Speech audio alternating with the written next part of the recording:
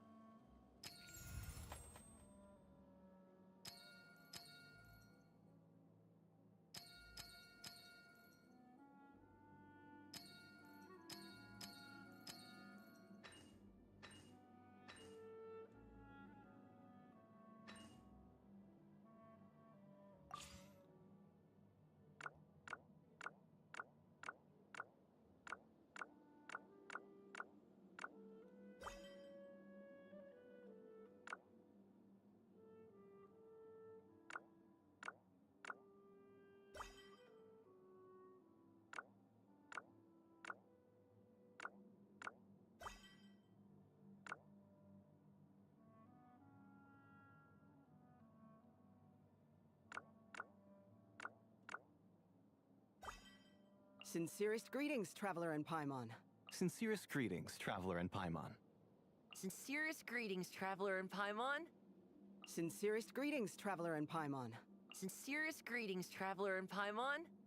Sincerest greetings, traveler.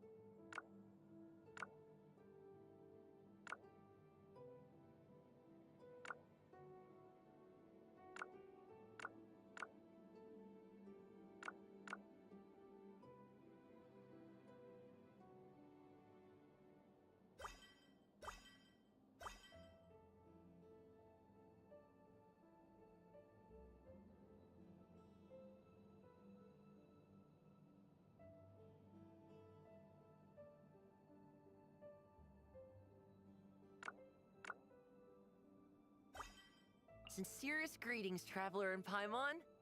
Sincerest greetings, traveler in Paimon. Sincerest greetings, traveler in Paimon.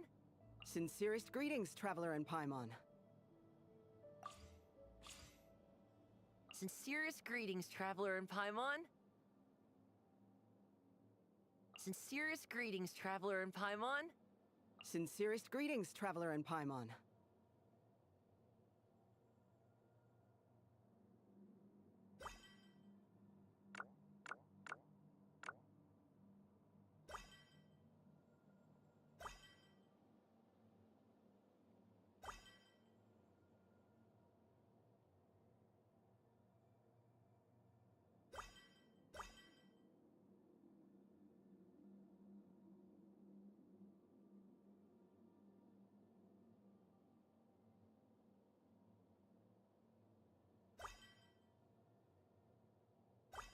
Sincerest greetings, traveler in Paimon.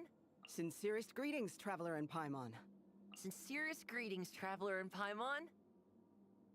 Sincerest greetings, traveler in Paimon. Sincerest greetings, traveler in Paimon.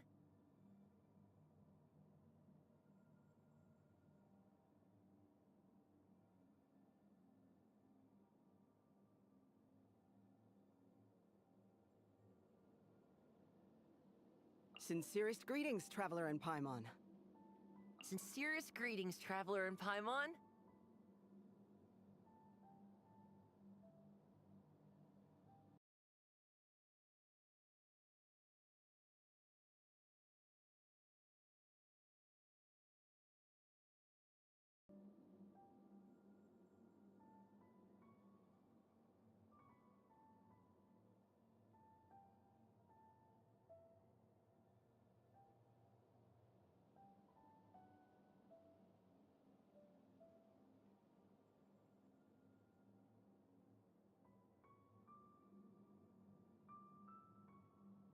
Sincerest greetings, traveler in Paimon. Sincerest greetings, traveler in Paimon. Sincerest greetings, traveler in Paimon. Sincerest greetings, traveler in Paimon. Sincerest greetings, traveler in Paimon.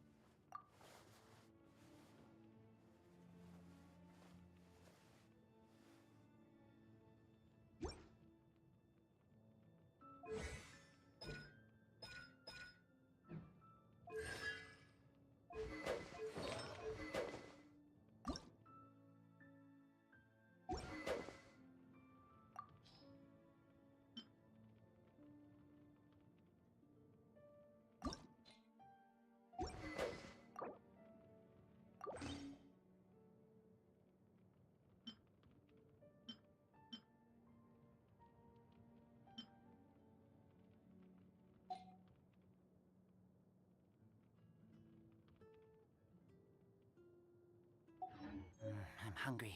Let's hunt.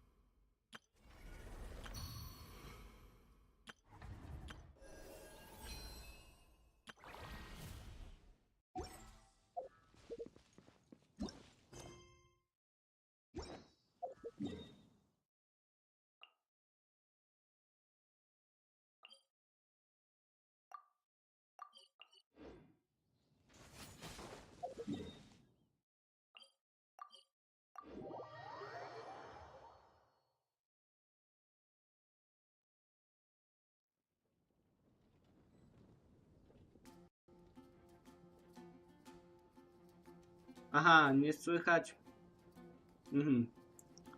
Super, OBS-a na TikToku ten, ale na... Ojeju, dobra, cześć wszystkim, z tej strony Demon. No, odebraliśmy ten manekina, czyli w sumie klona Travelera. No to klona, no ja zrobiłem sobie klona, bo nie będę kobietą grać. Już postanowiłem, że zrobię Demon 2.0 po prostu. Ale naprawdę mi się nie podoba... Aha! Jednorazowe zmiana nazwy. Dobra.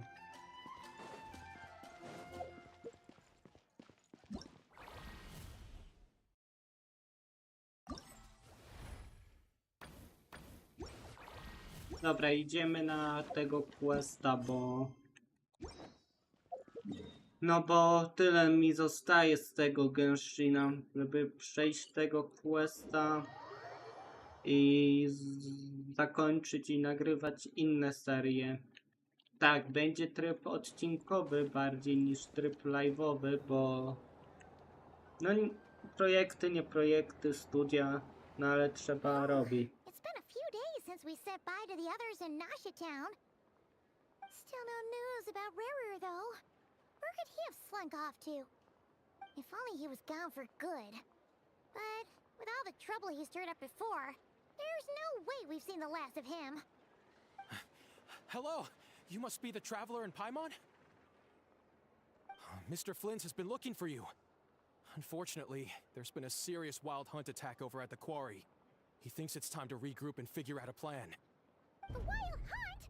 Oh, uh-oh. We better get over there, right away. Come on, let's go.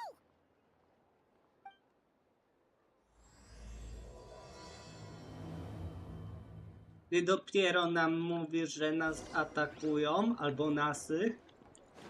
Serio? Ojeju. Dobra. No to biegniemy do niego.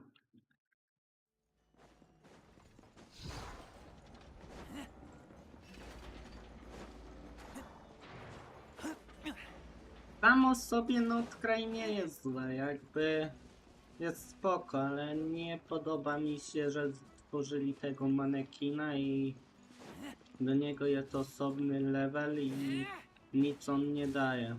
On będzie taki sam jak Traveler w sumie w użyciu.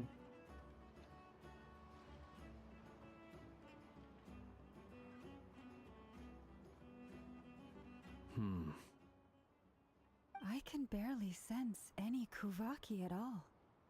This whole area feels like a soulless husk. Looks like his appetite truly is insatiable. As if the power of that energy cannon wasn't enough. He's not seriously still getting stronger? What's his endgame here? Ah, everyone's here already. Hey, we made it. So, what's going on? We've all been on high alert since we split up a few days back, expecting Rerir to strike again. But it's like he just vanished into thin air. No one has seen him nor found any trace of his presence. That is, until this morning, when a ratnik found signs of wild hunt activity while out here on patrol. As you can see, the crystalline itself is physically intact, but the Kuvaki it contained is all but completely diminished. And we're sure that Rerir did this. Who else? He's the only one who could pull off a stunt like this. Kuvaki loss has reached critical levels. Reikir of Solnari set to maximum threat level. Warning, unless de-escalation measures are taken soon, he will pose a threat beyond our ability to contain. The consequences could be catastrophic. Traveler, do you remember when we encountered Rerir just after regaining his body? There wasn't a shred of sanity left. Nothing but madness and rage. Yeah, didn't he shout out a bunch of names? Then he started raving about how nothing in this world mattered to him. Oh, Paimon gets chills just thinking about it. Oh, but the thought that he's still out there, lurking somewhere in Notcry, waiting for his chance to strike? Oh, even chillier. Last time we fought, we were already at a disadvantage. If he has such overwhelming strength, why would he suddenly go into hiding? Yeah, if I were him and I wanted more Kuvaki, I'd just take it by force. No point staying in the shadows. Unless something went wrong. His whole resurrection thing didn't exactly go smoothly. The other thing is, how does someone who's completely lost their mind still have the wherewithal to cover their tracks so perfectly? Beats me. According to certain medical studies, insanity does not always entail a complete loss of rationality. It may be that he is simply living in a world of his own. That actually sounds about right. He was ranting away to himself the whole time, like he had zero interest in talking to us. There are many unanswered questions here. He could be right under our noses, and we'd still be in the dark. Besides his name and title, we know little about him. Certainly nothing about his past, or what he might be hoping to achieve. Exactly. And we wouldn't even know where to begin looking. Even Boss hadn't heard of the Reikir of Solnari before all this. I'd be willing to bet that even if we gathered together every scrap of intel in Nodcry, we still wouldn't find more than, like, 3 useful facts about him. So, if we do nothing, he'll just keep getting stronger. But if we want to investigate him, we have no idea where to look. Last time we had Marionette and her big robo-buddy to help us, and we still barely held our ground. If we had to face him alone... Oh, Paimon's head hurts just thinking about it. What are we supposed to do against a threat this big? Well, I do have a little hunch about his next move. Given that he attacked the quarry, I'd say it's likely he'll target other places rich in Kuvaki. Somewhere like the Eye of Krati, or the Pillar of Embla. One thing's for sure. If we just sit back and let him keep absorbing Kuvaki, we really won't stand a chance against him. A perfectly reasonable hypothesis. However, it is worth noting that these two locations are quite far apart. To investigate them both, we'll need to split up. I agree, we should split up. Right now, Rarir's goal seems to be gathering Kuvaki, not fighting us directly. Once we're done, let's regroup on Hisi Island. Wait, why Hisi Island? If I recall correctly, your largest goddess statue was carved from Kuvaki-rich ore, was it not? That's right. Yes, it could well be a potential target of his. I should head back and start evacuating the pilgrims.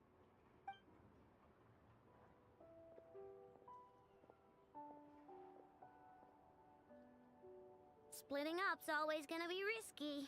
But I guess we don't have much choice, right? We're in a race against time here. And if we do run into Rear, what then? That's when you follow the third rule of treasure hunting. Run like the wind. Didn't you say the third rule was go with the flow? I don't know. Did I? Anyway, whatever. In this situation, go with the flow means go find backup. Agreed. If anyone finds so much as a trace of Rarir, do not pursue him. Get out of the area and alert the rest of us as soon as possible. We need to put safety first. All right, we'd better get moving. Come on, Inefa, let's go.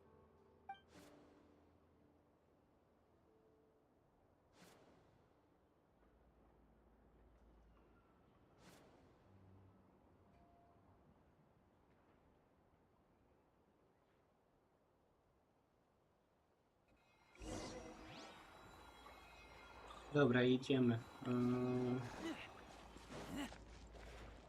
Aha. To tu aż. Dobra, teleport.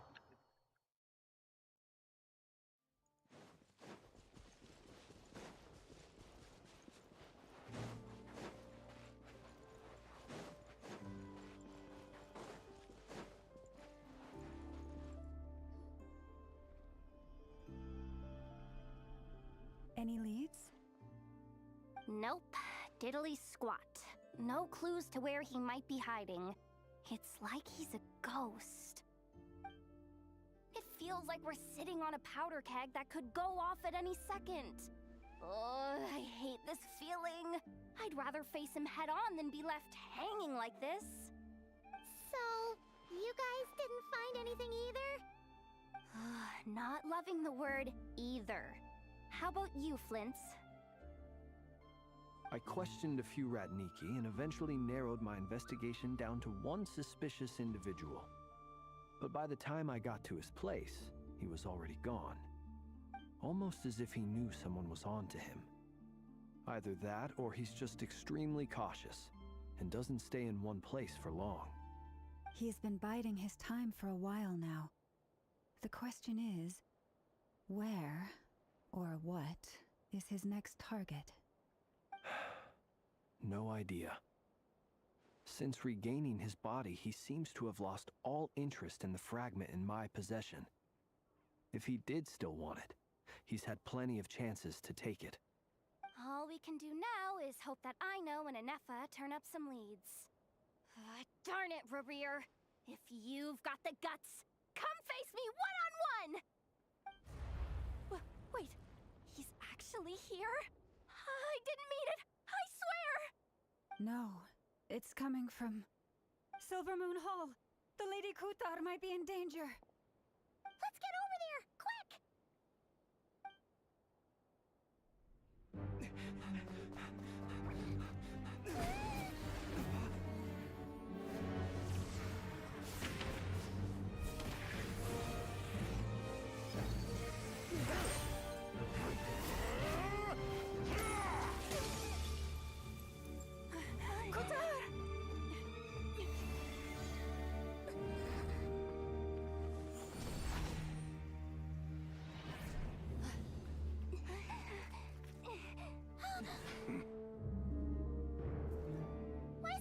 the dam's alert! What's going on? No time for questions.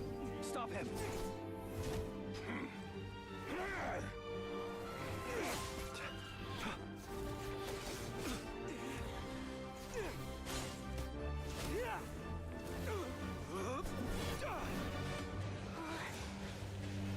This is insane. Yehoda, get Kutar out of here! On it.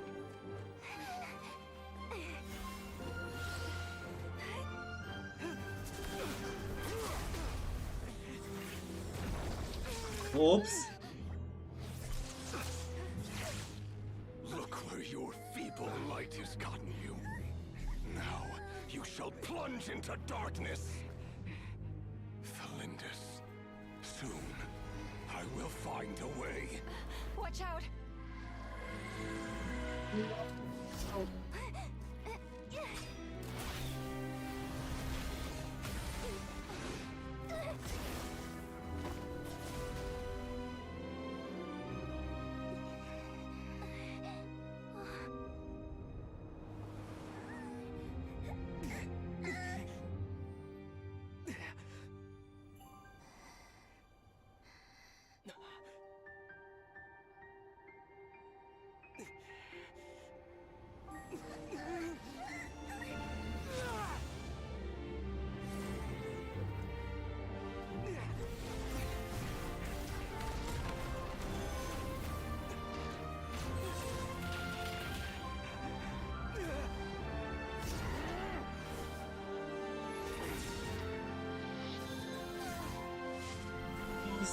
Click.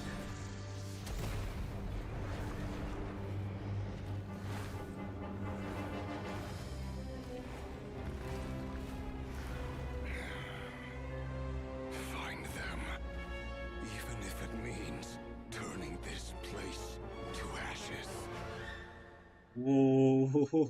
Dobra, grubo.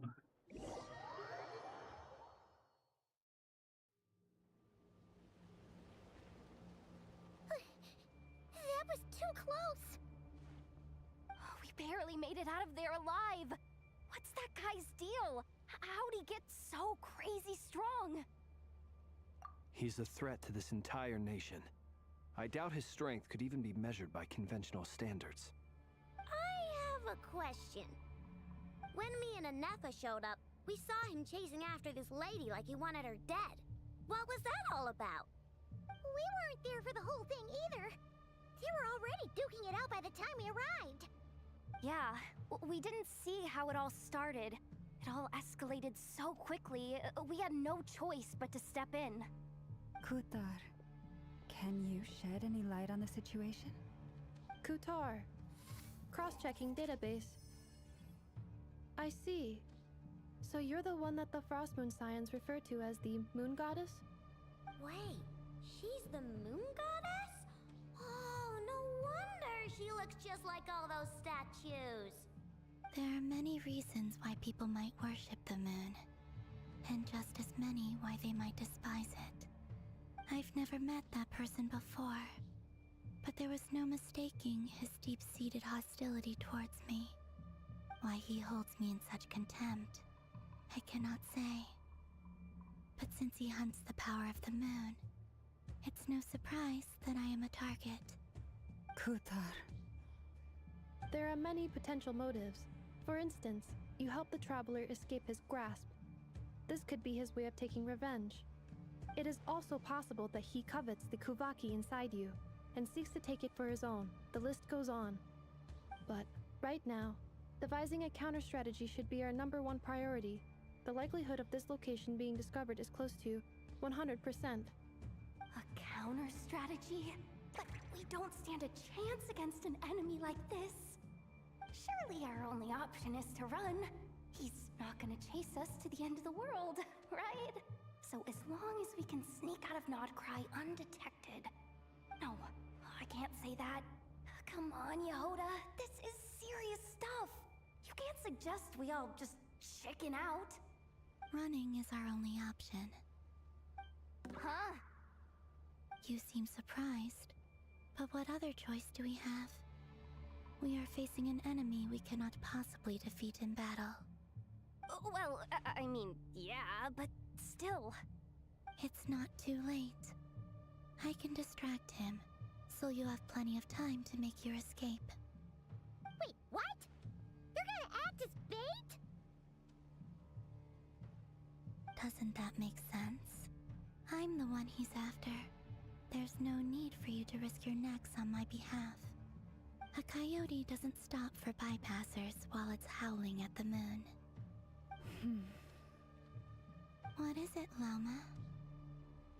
The Frost Moon Scions have already grown accustomed to life without their goddess. My presence here is no longer essential, and this is not my home, so you needn't ask me to stay. We can't just roll over and let him get away with this. That's not our style. Yeah, we can't just call it quits after everything we've been through together. Besides, she pretty much saved my life back there. If I just ditched her now, I'd never forgive myself. We can't overlook that you have saved our lives multiple times now. To talk of returning the favor would be a little crass for my liking. But suffice to say that we are friends, and friends look out for one another. Riri's true objective remains unclear. Even if we were to sacrifice Miss Kutar, there's no guarantee he would stop. But... Kutar, I know why you left the Frost Moon Scions so long ago. It was because people started treating prayer as a form of trade. They would make self-centered wishes, force you to accept meaningless offerings in return, and then expect you to perform miracles for them, as if that were their entitlement. If it were me, I might have walked away too. But I believe that time can change everything, and that sometimes it takes losing something precious to appreciate its true worth. After much reflection, I've realized that this was never about whether the Frost Moon Scions need you. Any relationship based on need is purely transactional. What I truly hope is that you'll choose to stay, not out of obligation, but as part of our family. You were born here, and now you've returned. Who knows? Perhaps it was the moonlight that guided you home. Thank you, Lauma. But my power is on the wane. I'm afraid I will be of little use to you now. Very well then. I'll do as you say. Both times you saved us, we were transported across great distances in an instant. Is that one of your powers as the moon goddess? It is, but I find it very draining. I barely managed to pull it off just now, and it will be some time before I'm strong enough to do so again. Rejected by the world, my power is dwindling. Like a lake cut off from its source, slowly shrinking away. Now, it has almost run dry. What do you mean, rejected by the world? The three moons belonged to the ancient bygone era in which they came into being. From the moment I was born, the world itself has been steadily sapping away at my strength. The three moons are not one and the same. As the goddess of the Frost Moon, I cannot wield the powers of the other two. Yet moonlight has a way of blending together. Each can reflect the other's glow. So when our fingers touched, I was able to restore my strength by drawing Kuvaki from the eternal moon's marrow. But this method of recovery is painfully slow. If only we could find the... It's the Wild Hunt! Even faster than we expected. We'll have to finish this conversation later. See how those wild hunt creatures are running away from us. They're likely just a scouting party, which means Rerir won't be far behind. Then what are we waiting for? Let's get the heck out of here!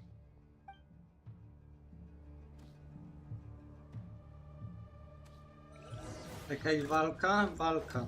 Forest, protect us. With one heart, we pray. Stay your... Annihilation mode. Beware the creatures of the night. They just keep coming! This is like nuts! Rear's closing in on us. We need to pick up the pace. There's too many of them! And this time, we can't fall back on Futon's help to escape! This goes on much longer. Be silent. Observe. For the everlasting forest. Or lost land. No dawaj, bij. Installation chamber deployed.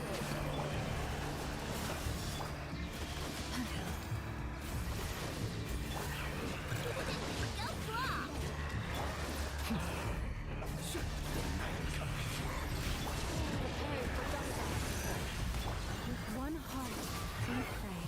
Forest, protect us. Be silent.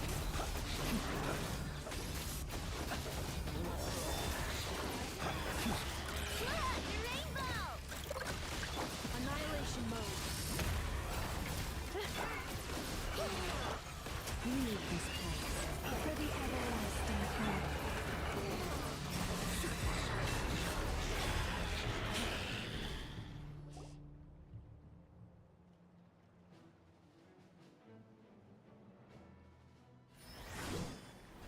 Avengers.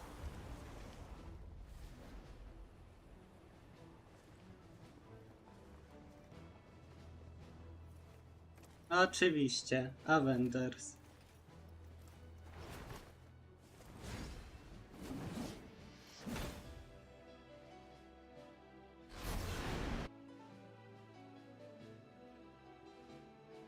What's the matter? Bit off more than you could chew? Who are you? Uncle Varka! You're back from Amsfartnir? Whoa! You're Varka? Grand Master of the Knights of Favonius? We could save the intros for later. Right now, let's get you all out of this hellhole. Follow me. I know somewhere you'll be safe. Oh, is that where I think it is? That's the one. Come on, move! There's no time to waste.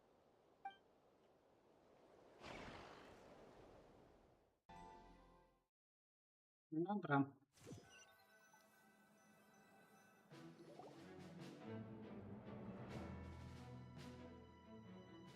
Wow!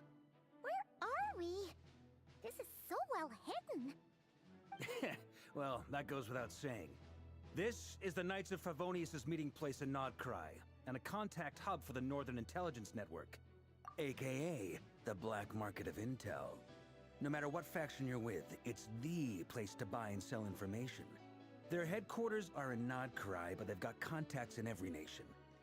As an expeditionary force on foreign soil, working with them has offered us the most effective way of getting our hands on reliable local intel. This is where we meet, so naturally, it's secure. Anyway, where were we?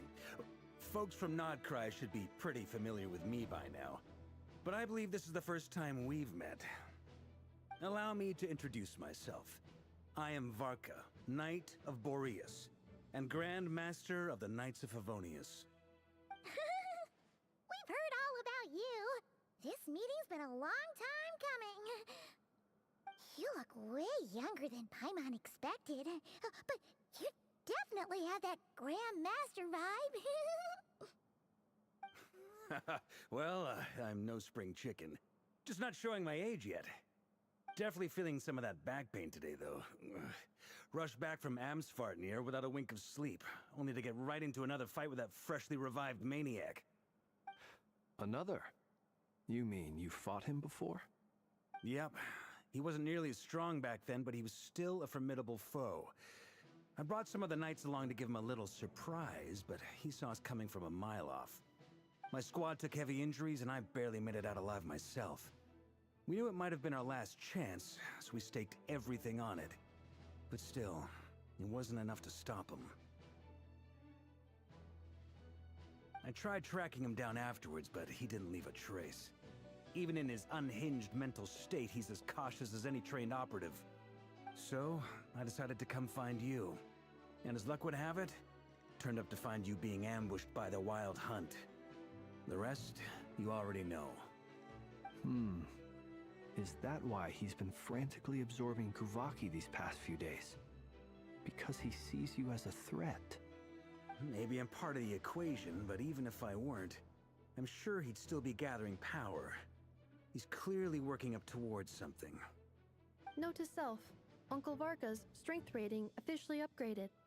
Guess it's my turn to ask questions now. So, what exactly has been happening in Nodcry?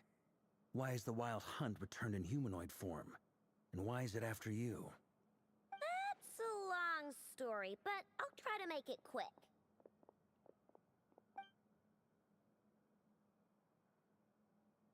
Wow, I had no idea so much had happened. Sounds like you guys have really been through it. So, the Kutar is actually a Fatui Harbinger. And all this Wild Hunt activity in Nodcry is the work of the Raker of Solnari, one of the 5 sinners. Oh, that's a lot to take in. Need some time to wrap my head around it all. I'm truly sorry, Mr. Varka.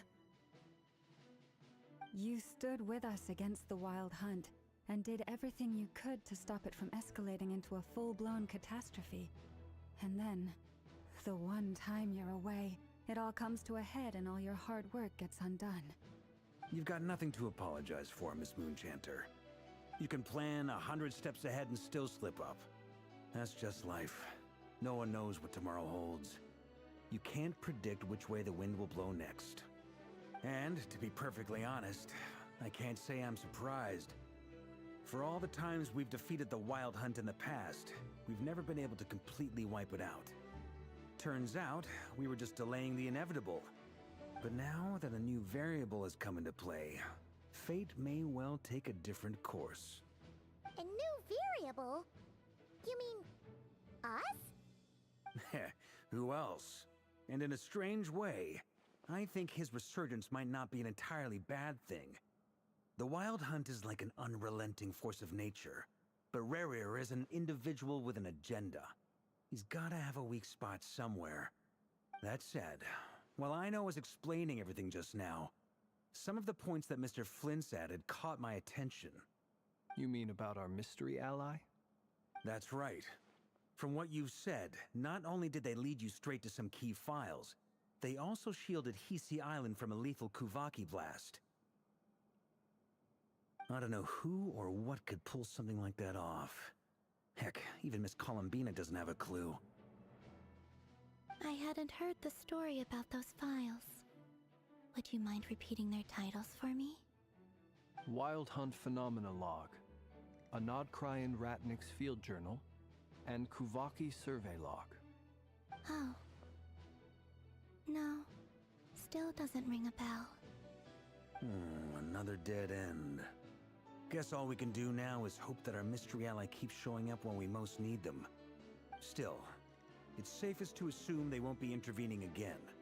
From here on out, we'll have to resolve this crisis by ourselves.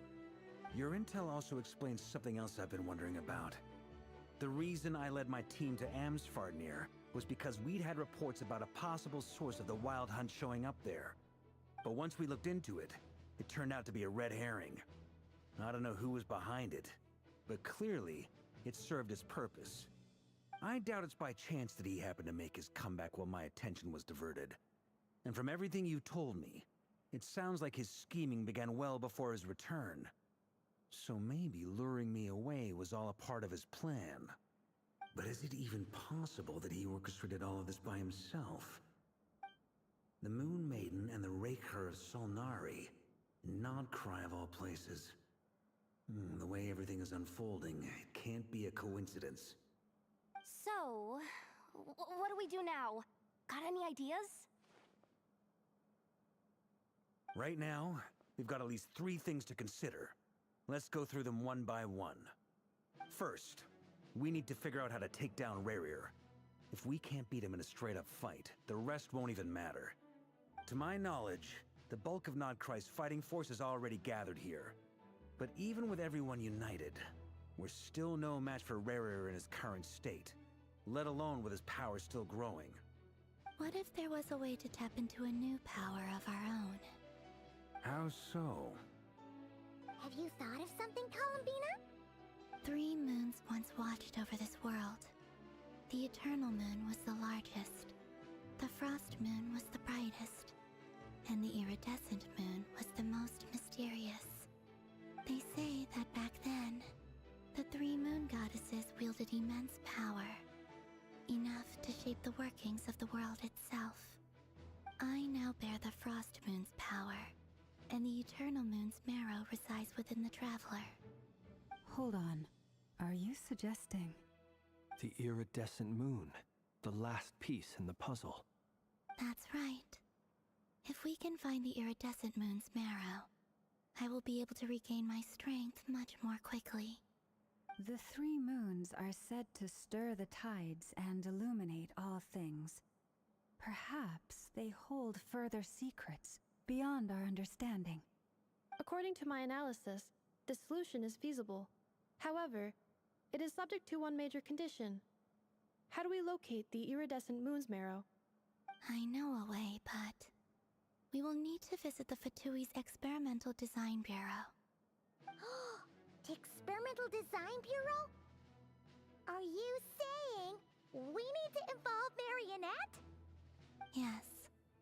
I must speak with Sandrone. It's a long way from here to the Experimental Design Bureau. There's a high chance you'll be spotted. You shouldn't go alone. Then that's settled. Next up, our second priority. Somehow, we need to figure out Rarier's end goal. As you saw for yourselves, when he was still in his wild hunt form, everything he did was for the sake of recovering his body and resurrecting himself. His first act since then, after laying low for a while, was to try and assassinate this young lady. People's obsessions often reveal their greatest vulnerabilities. There must be a reason why he despises the moon so deeply. Perhaps it sheds some light on his title, the Raker of Solnari. The Wild Hunt has plagued Nodcry for centuries now. If we want to stop it for good, we have to get to the root cause of what's driving it. It's true. We still know very little about him. If Kuthar hadn't given us that lead, we wouldn't even know his name. But where would we even start? I doubt even the Intel Queen of Nodcry has a clue, and she has info coming out of her ears. Oh? That's a rather hasty conclusion for someone who's so painstakingly meticulous when it comes to dealing with machines. Ah, she heard me.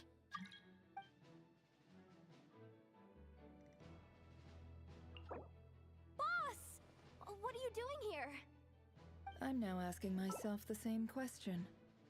I received a letter from a humble knight of Favonius, requesting a meeting to discuss a major business deal. But it looks like this humble knight had something else in mind. Details, details. Miss Neffer, the important thing is that you've arrived at the perfect time. Since his failed ambush, I've been racking my brains trying to come up with a plan to fight Rarier. Given the severity of the situation, I think it's fair to say that our only chance lies in uniting as one. And I'm talking all the factions in Nodcry. We can't do this without the Curatorium, but I knew it'd be a tough job to win you over. So, I took the liberty of reaching out for a little chat. Wait a sec. How did you even hear about this place, Neffer? Didn't you say this is meant to be the Knights of Favonius' meeting spot? And a contact hub for the Northern Intelligence Network? And isn't it supposed to be super hidden? You really think he could have gotten settled in Nodcry without my help? Besides, I'm the one running this gig. Of course I know where the meeting place is. Allow me to introduce the current head of the Northern Intelligence Network. If it's intel you're after, she's your woman. Pretty much seen and heard it all. Please spare me the flattery. Let's cut to the chase. Seems like you've run into some trouble, huh? że niektóre postaci mi się This podobają. certainly qualifies as an unforeseen crisis. On behalf of the Curatorium of Secrets, I wish you all the best of luck. So you're just going to sit this one out? Why should I get involved? What could possibly be in it for me? What if we told you we can't do this without you? Oh? Then I'd say you'd better make it worth my while. I don't work for free. I can't put a price on something like this. It's just not in my nature. But then again, you and I have always been polar opposites in this regard. So I can't exactly say I didn't see this coming. If you insist on compensation, I will pay you. Consider this a formal commission. Sound fair? You just don't give up, do you? Too bad. I know you well enough to know you can't afford my prices. The riskier the job, the more it'll cost. And a moonchanter's stipend isn't exactly generous. Unless you're planning to start passing the donation box around among the faithful. Boss, just a thought. If they come up short, maybe you can take the difference out of my next few paychecks. Things got really dangerous during the fight with Rerir. If this girl hadn't saved me, I'd be ley line fodder by now. I'd be gone for good, boss. If there's any way we can make this work, I'd really like to help her. Please? I'm begging you. This is why I'm always telling you never accept favors. They are the hardest debts to repay. You have to be careful who you get involved with, or you invite all kinds of misfortune. Very well, Yehoda, I will help. But just this once. Don't count on this happening again.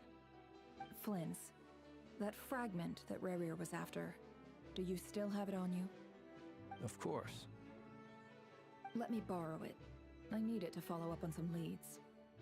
Wait, you actually have some leads? Shh. This is top secret information. I get it. We all have things we'd rather keep to ourselves. Plus, I know we can count on you. So we'll leave the intel gathering in your hands. And that brings me to the third and final item. We need to find a way to distract him. We need time to make our move, so someone will have to stall him. I'm in for this part, no matter what. Anyone coming with? Count me in too.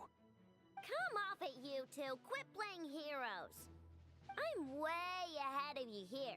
Nefa did a scan of the Moon Goddess's Kuvaki signature, and we're gonna use it to make some decoys over at the Kramkake craft shop. Anyone who's in, follow me. Once they're ready, we'll deploy the decoys across Nagcry. So as long as the rest of you keep moving, he won't catch on to your scent and won't be able to track you down. I like it. Genius idea. No biggie. All right then, we'll split into 3 teams. Once your team has finished their mission, return here and wait for the others. Dismissed!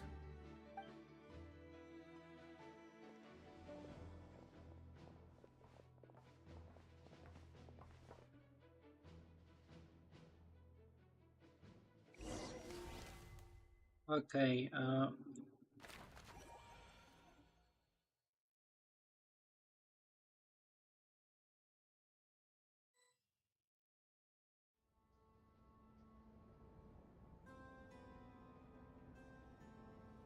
Lady Damselette.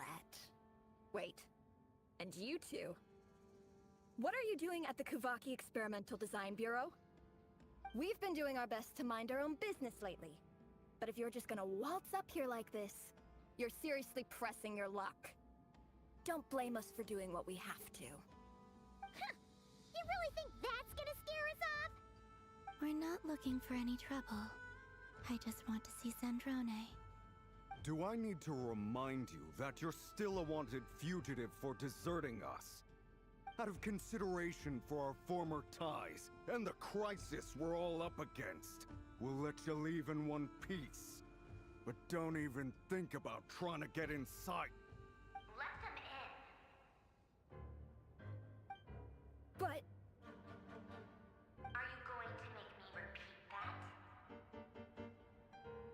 No, my lady. Sandrone seems to be in a good mood. Must be maintenance day.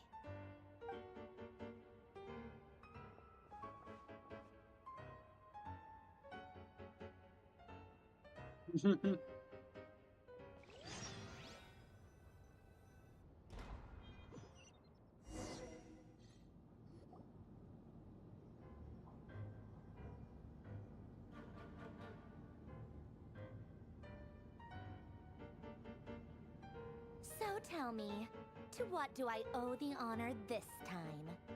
Actually, before you answer that, just so we're clear, we're not colleagues anymore, Columbina. I don't owe you anything. I promise it's nothing big. It seems like you've gotten the wrong idea here. The only reason I let you in was because I was bored. It seemed like a way to kill some time and satisfy my own curiosity. Whatever miscalculations I may or may not have made in the past, I haven't lost the plot enough to even consider sticking my neck out for your sakes. I'd like to speak with Arlecchino. What? Huh? You mean the knave? I'd like to speak with Arlecchino.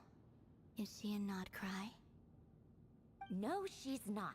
Once the work on this facility was completed, she went back with the rooster and Regrator. The only ones in Yuri Nodcry Game are po me prostu and- się chyba z tego zrobiło. What is it you need to speak to her about anyway? Rerir is hunting me. If I'm going to face him, I must first retrieve the lost moon.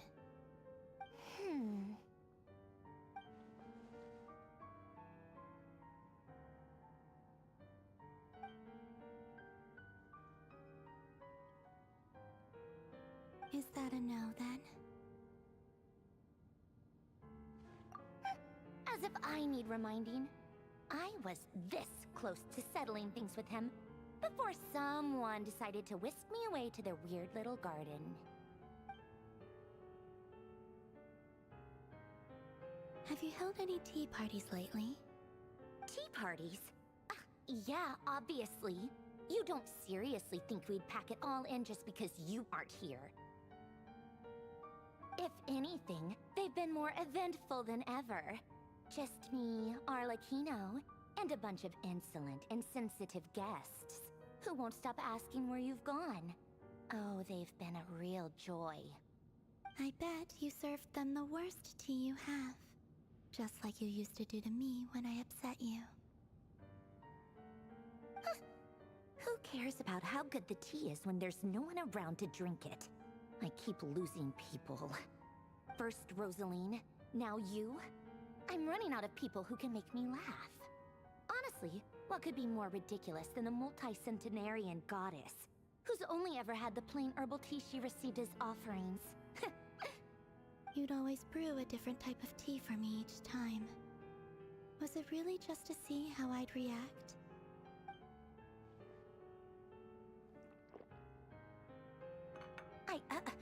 Well, duh. Why else? Watching you squirm was practically my only form of entertainment. Oh, yeah.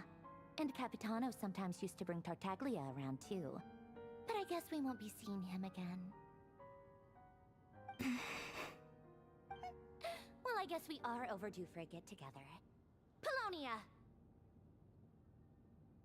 Have Febronia pass a message to Arlecchino for me. It's time for tea. Will suffice. Pass along a message for me, too, if you would. My body cannot contain the marrow of 2 moons, so I'll be leaving one of them in her care. Excuse me? Who said you were on the guest list? If my tea meant that much to you, maybe quitting the Fatui wasn't your brightest move. Back when you were under the Tsaritsa's protection, no one would have dared come at you so openly.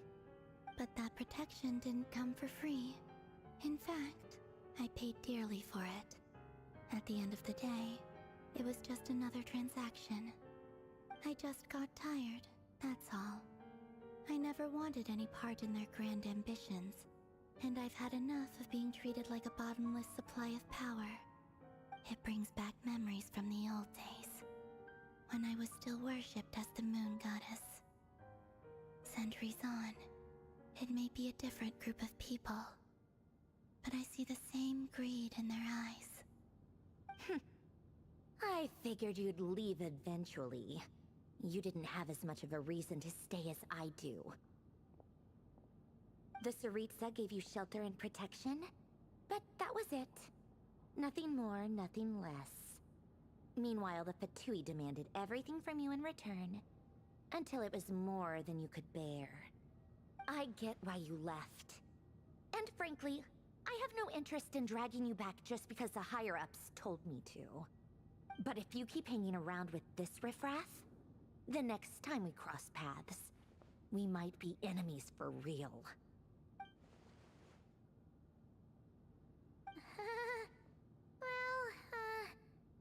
Guess that's our cue to leave.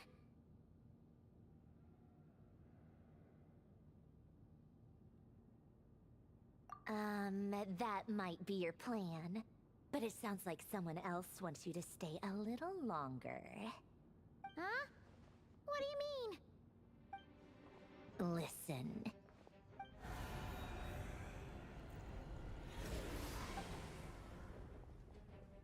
My lady, it's the Wild Hunt.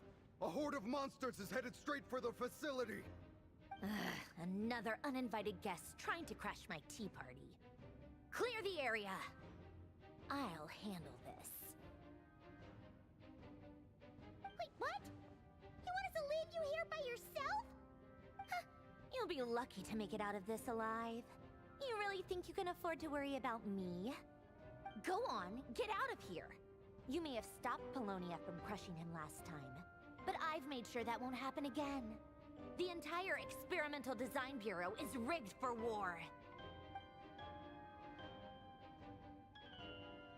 Stay and watch if you want, but it'll be at your own risk. You're not flagged as friendlies in a weapon system. Don't tell me what to do! Look, if you're leaving, make it quick. Or you'll just get in my way. There's a secret passage on the second floor. It'll take you right to the plains out back. Stare all you want, Columbina. You're not getting another invitation to my tea party. I know. But thank you anyway, Sandrone. This is exactly why you shouldn't hang around with those people. All their melodrama and sentimental nonsense is rubbing off on you.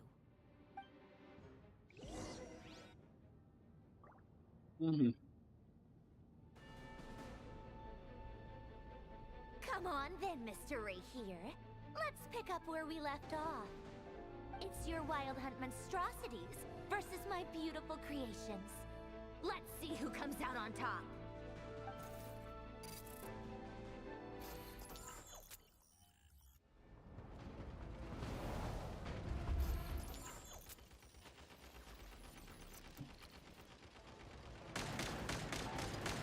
O, dobra, strzelanina.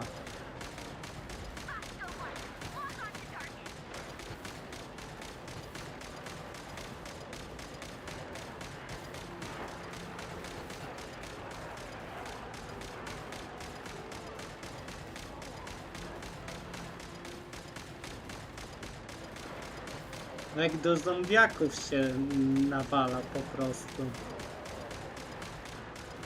Ty, fajne. Myk, myk, myk, myk z karabinku.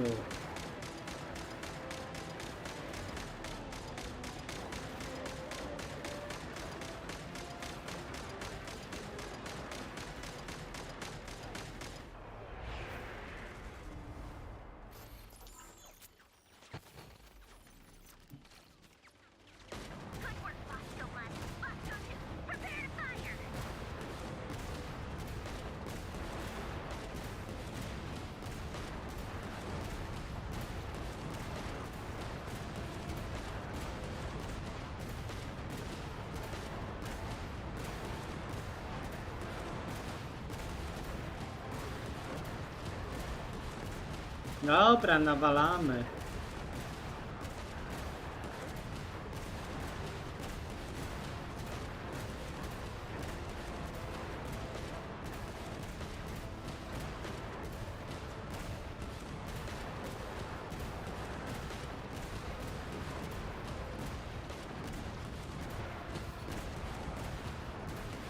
Nawalamy z karabinków.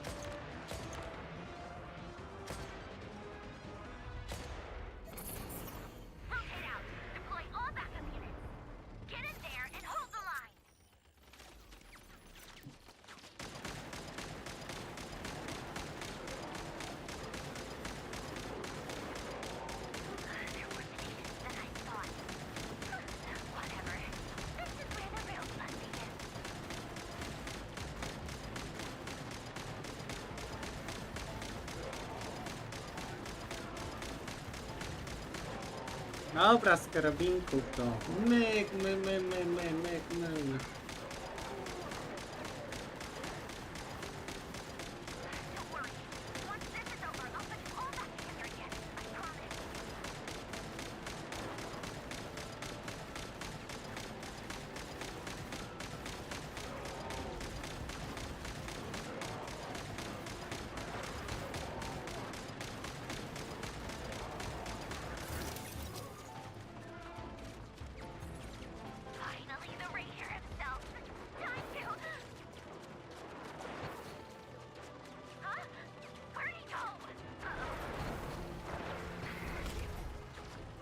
Uh-oh.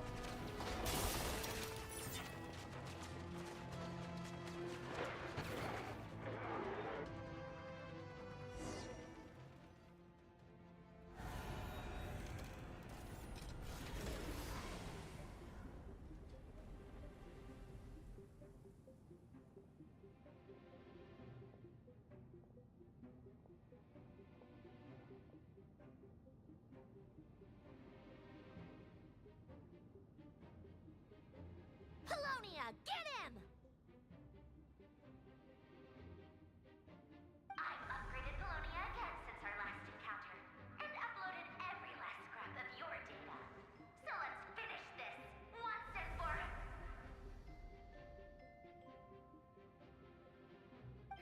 She's not here. Where did she go?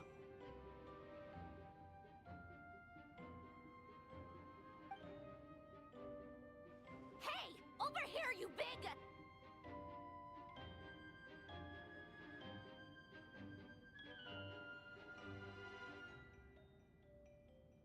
Cursed moon. Go. Keep searching. She cannot have gotten far.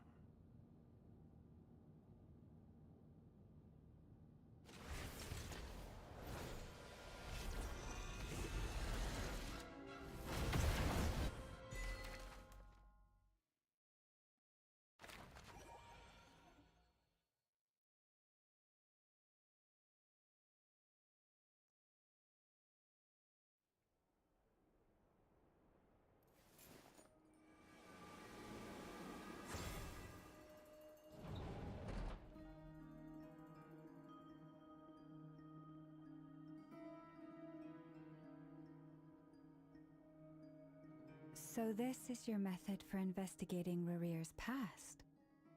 It almost looks like some kind of ceremony. Good deduction. But it's quite a different affair from what you're used to with the Frost Moon Scions. Whoa! First time I've ever been in here. Boss always said it was off limits, so I pictured some kind of creepy dungeon. But it's actually kinda nice. Oh, I guess this must be Sumero decor? That's where Boss is from. And that nice shopkeeper who sold me my treasure compass.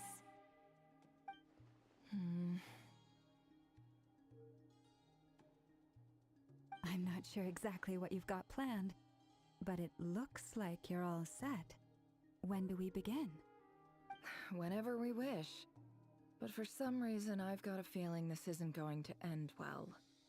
I've never faced Rerir myself, but from what you've told me, his power is beyond anything I could imagine. I, on the other hand, am just an ordinary businesswoman.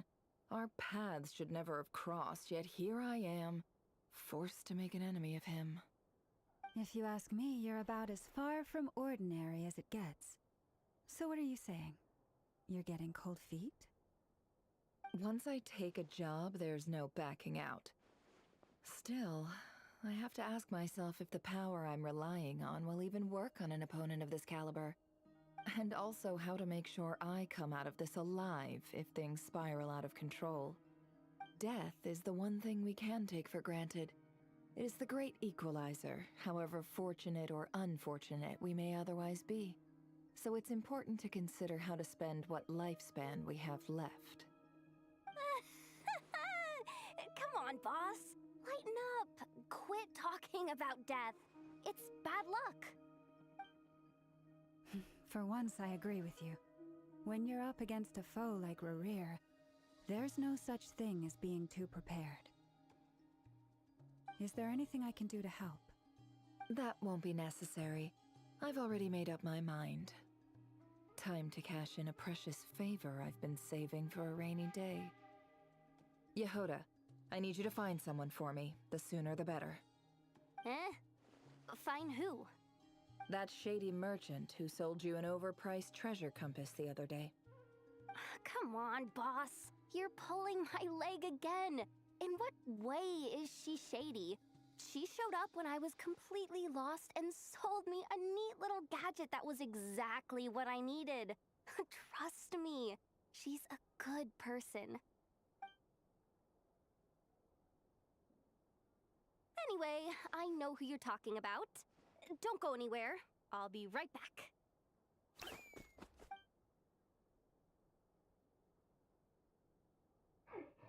Quit grabbing me. I genuinely can't run any further.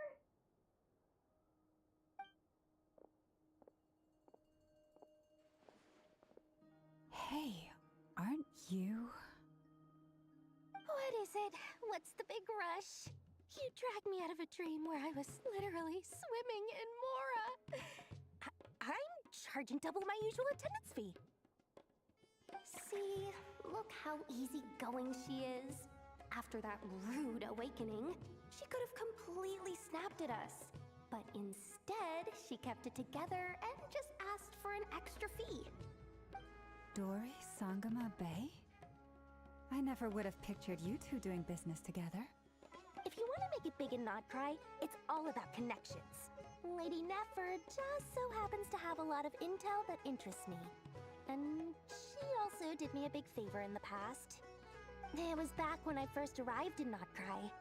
My trusty assistant, the genie in my lamp, had an adverse reaction to the Kuvaki and fainted.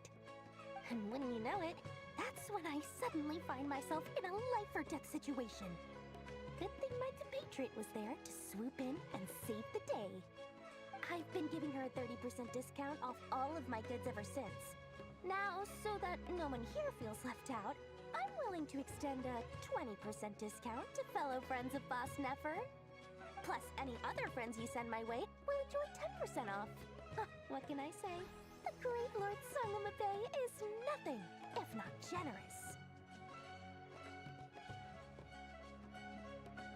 So, let me guess.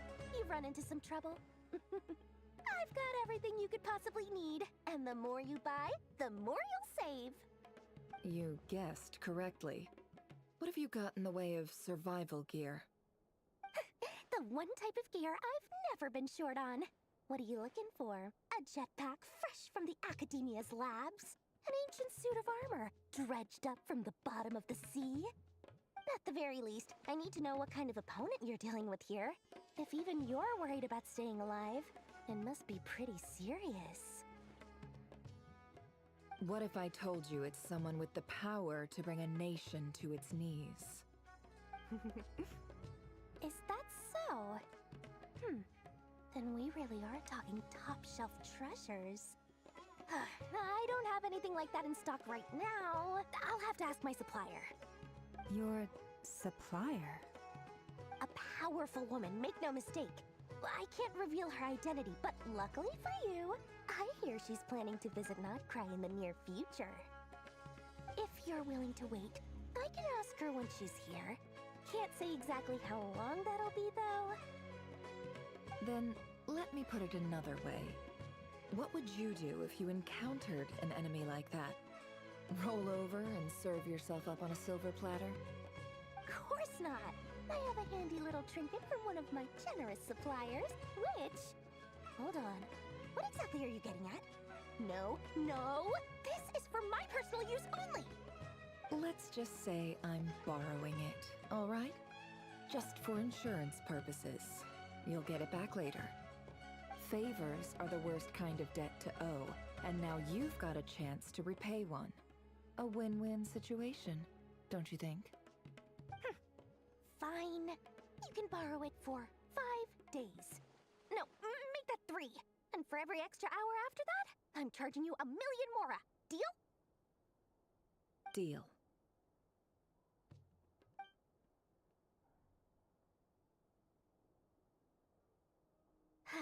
What a way to start the day. Now, was there anything else you wanted? Or can I go back to bed now?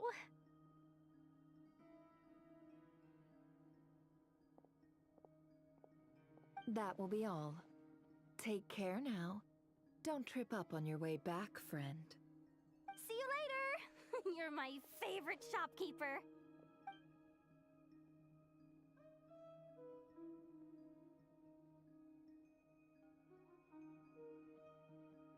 Excellent.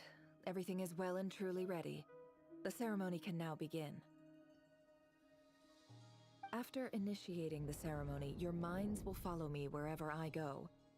You will see many strange things in your mind's eye.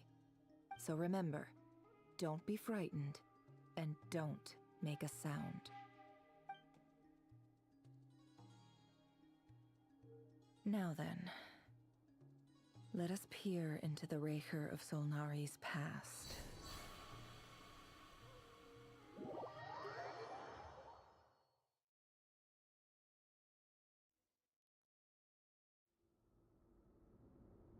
I made it. I don't recognize this style of architecture. Must be Conrian. Simple furnishings, table and chairs. It's a more ordinary house than I might have expected. Looks like the fearsome Raker of Solnari came from surprisingly humble beginnings. Unless this passed for luxury in Conria. Unlikely. It was said to be a very prosperous nation in its heyday. Anyway, I'll keep exploring.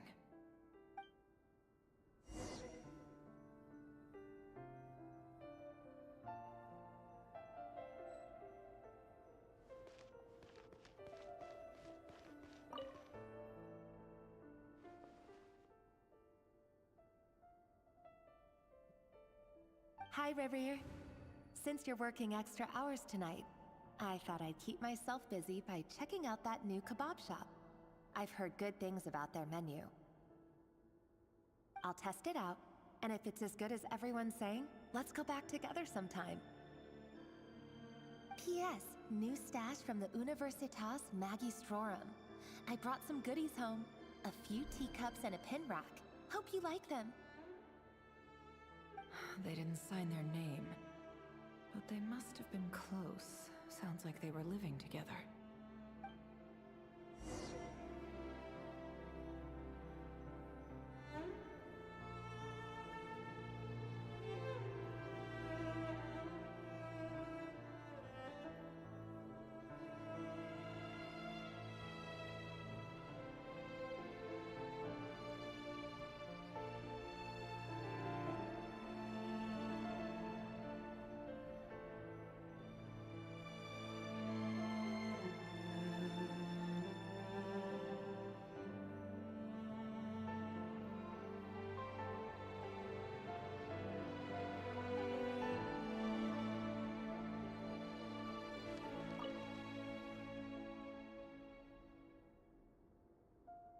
I went over to Joseph's for drinks today.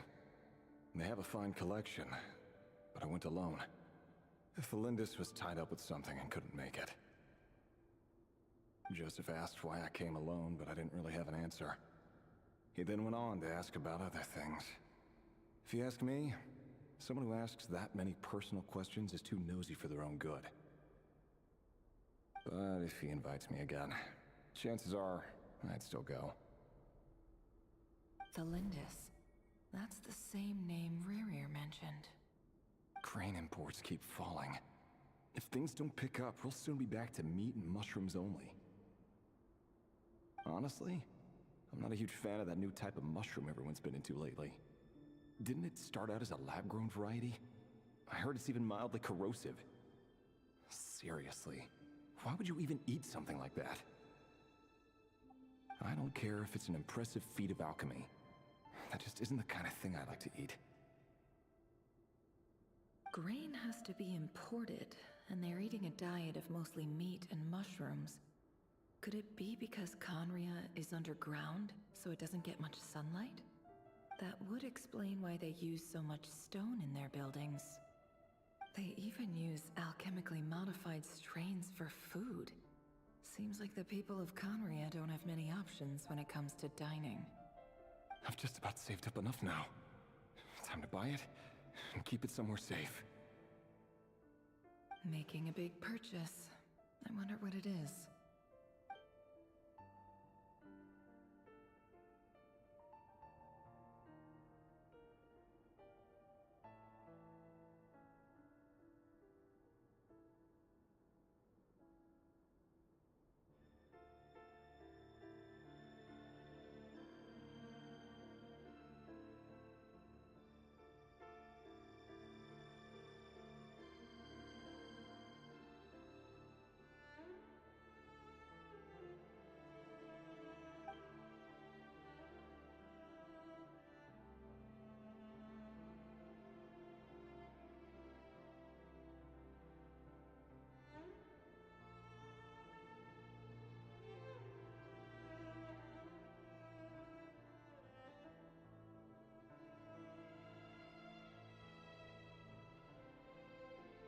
He really is a professional.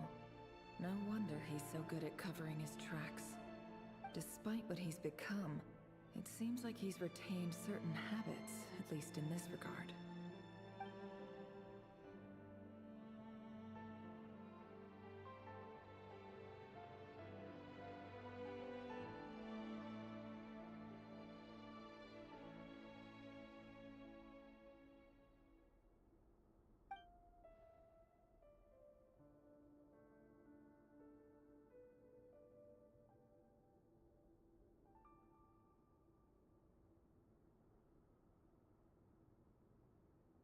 Did Rary rip it out himself?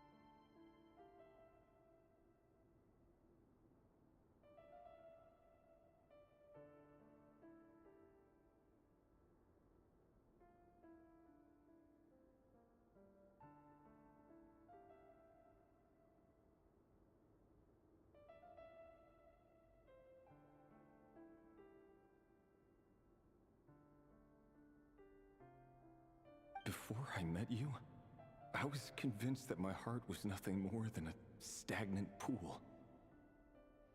The burial place of a fallen moon. A withered, windless grove where the waters rested forever unrippled. It was you who helped me see that my heart hadn't entirely withered away. That it could still beat to the rhythm of love. This is just trivial sentimentality from the looks of it. Why would he go to the trouble of hiding that? The burial place of a fallen moon.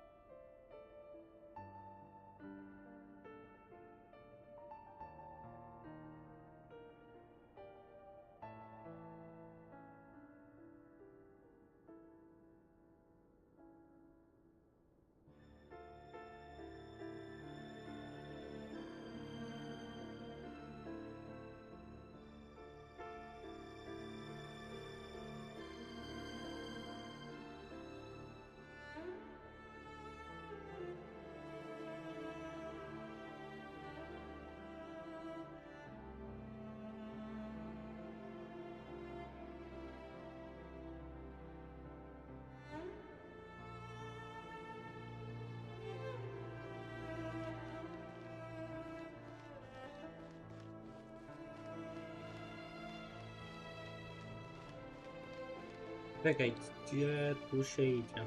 A tu. Dobra. Right here. Over here. Dane!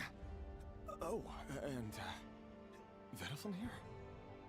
What a surprise to see you here, sir. Hello there, Rerir.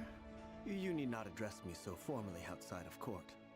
He doesn't get that much free time, so I invited him over for a drink. Even the court prophet deserves a break every now and then, right? Well, I'm flattered. So, what are we discussing today?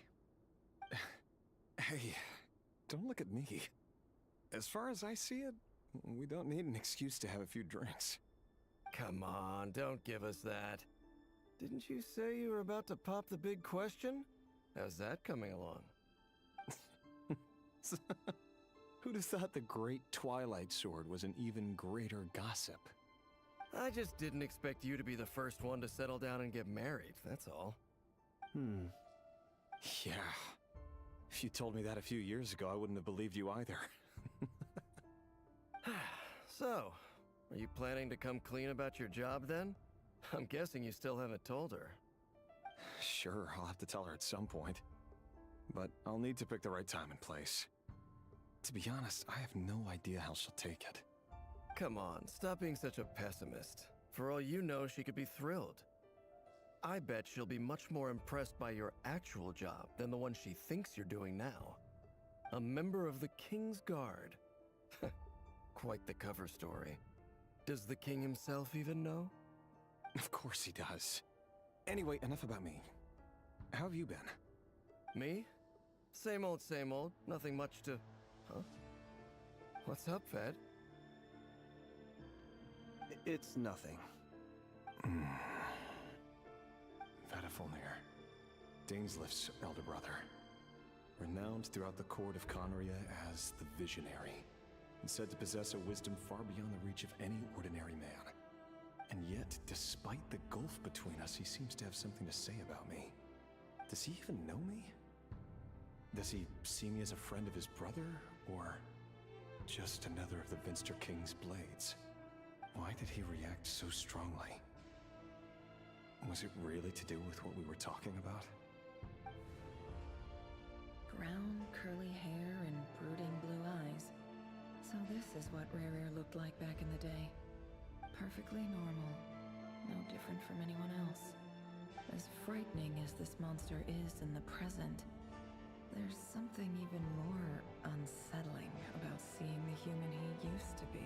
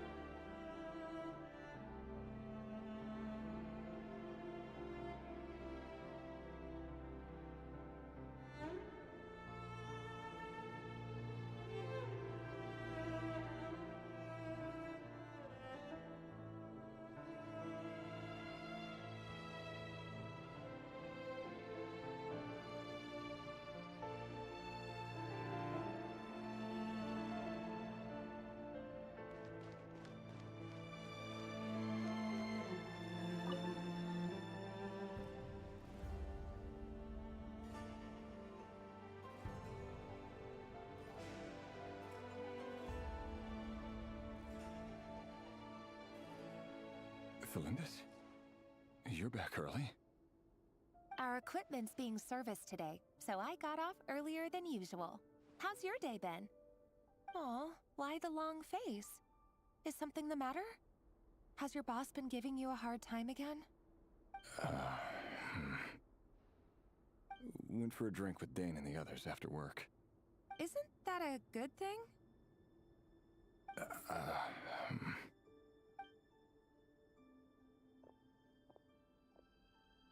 Vedifnir showed up today, too. You know, Dainsleif's older brother. Ah, Mr. Vedifnir. Yes, I've heard of him.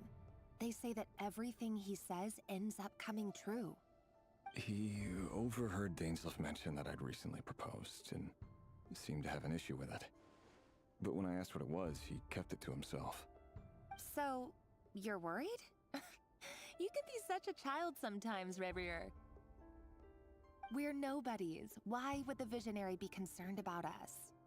I'm sure someone in his position has much bigger fish to fry. Maybe you're right. You worry too much, Revier. We've been together for ages now, and everything's been going so well, has it not?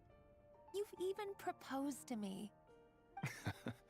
So, you do remember. Tell me then.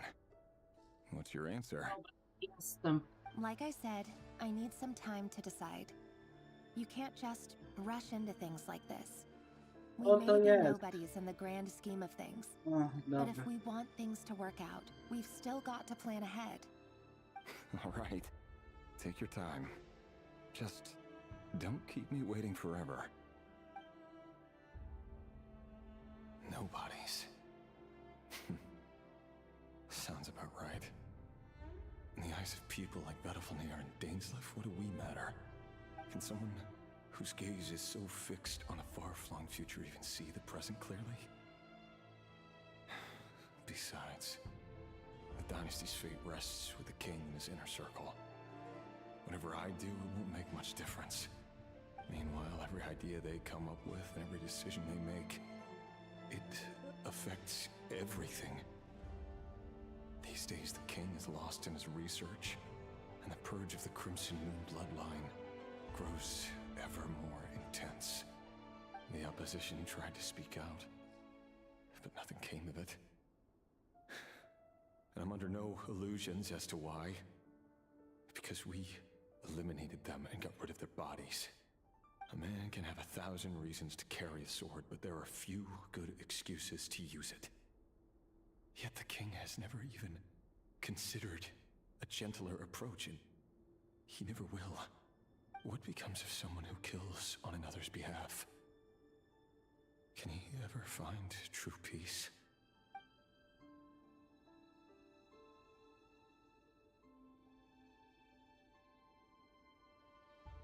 Thelindis,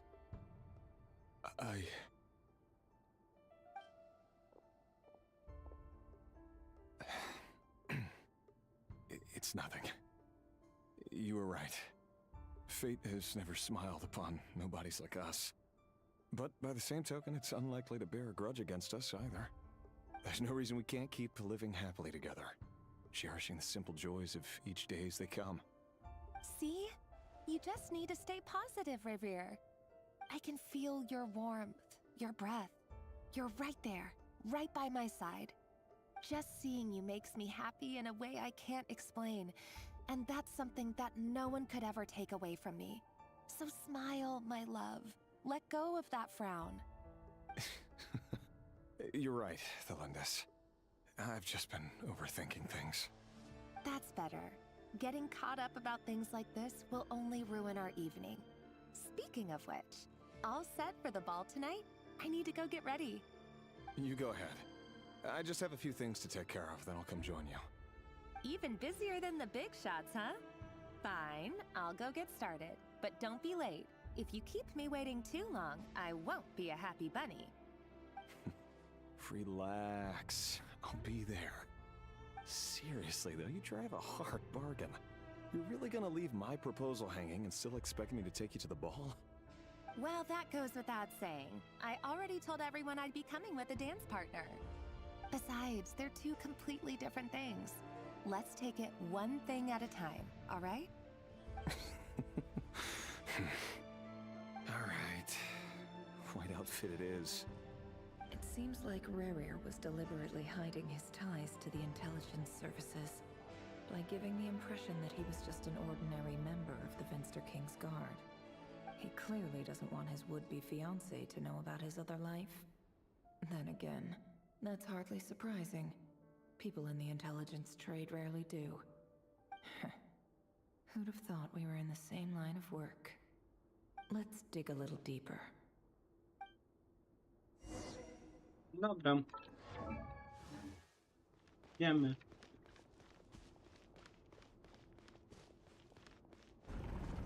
Nic to po mnie.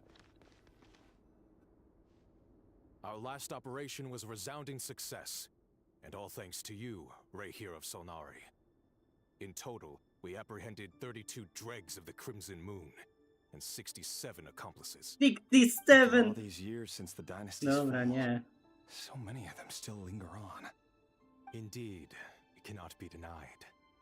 Yet it was destiny that the Crimson Moon should be overcome by the eclipse, and that His Majesty, the all-seeing Venster King, now guides our nation on the path to prosperity. Conria has no further need for a dead moon. But alas, there will always be those who refuse to see the truth, choosing instead to romanticize the past. That's not entirely true.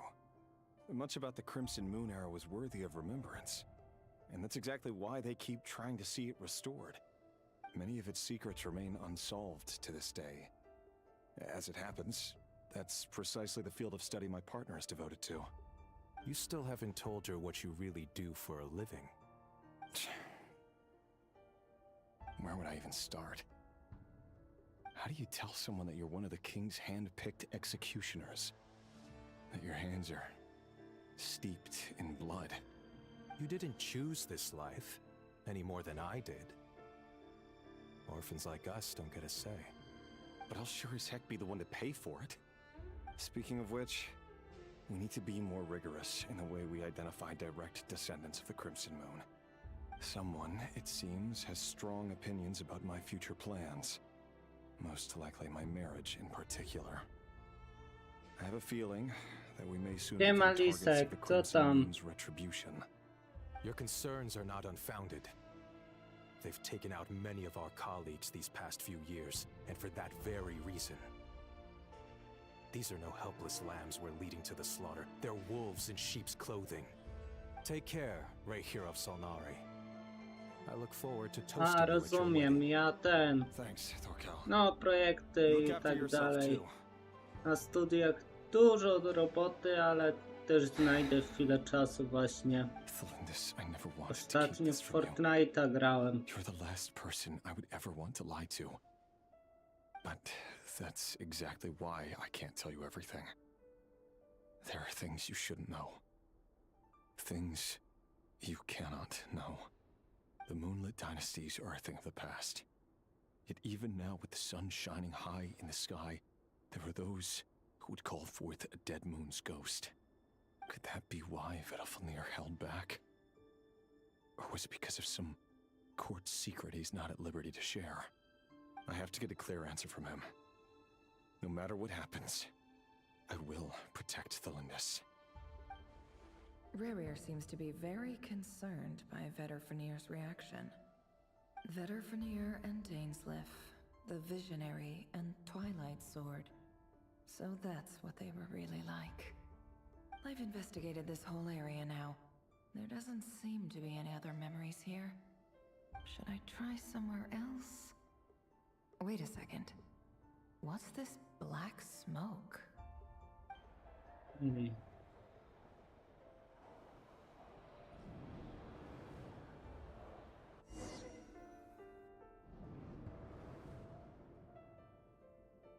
So, he's late after all. Just you wait, Rerir. You're in for it. Big time. Are you waiting for someone, ma'am? Could I tempt you into buying some flowers? Oh, sure. Pick me out a pretty bunch if you would. Thank you. But I'm afraid none of them are as pretty as you. For someone so young, you sure have a way with words, don't you? I'm only telling the truth. Look me in the eyes. You'll see I'm not lying. You're...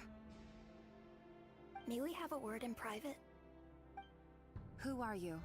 And what do you want? It doesn't matter who I am. Too many of our kind have fallen lately, so I decided to take the risk of reaching out. Not long ago, the Ray here of Solnari led an assault on one of our strongholds. We suffered many casualties, and many who came to our aid lost their lives as well. Sorry, I don't know why you're telling me this, and I don't want to get involved. Wait, hear me out. This time we finally got a clear look at his face and learned his true identity. His name is Rarier, and he claims to be one of the King's Guards. What did you say? A cruel irony, isn't it? The man you're set to marry leads a double life as a brutal executioner. But surely, you must have caught a whiff of the blood on his hands. Why are you telling me all of this now? Simple. It's because... How strange. Rarier was nowhere to be seen in that memory. It clearly belonged to Thalindis. Rarier couldn't possibly know what happened if he wasn't even there. Why would her memories appear in his fragment? The ceremony won't last much longer. I think it's time to call it a day.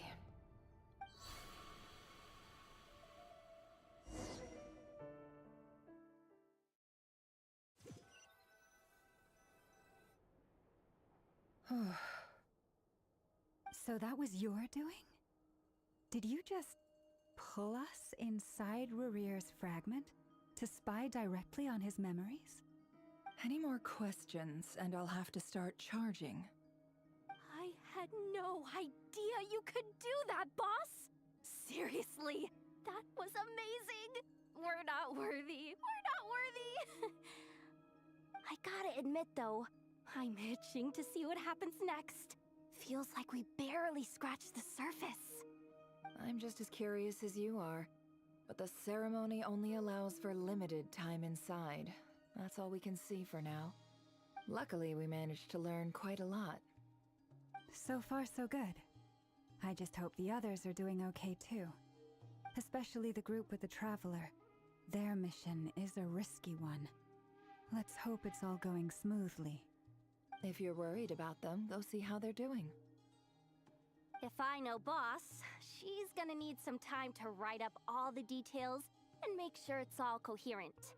I'll stay behind to lend a hand, but feel free to head back and meet up with the others.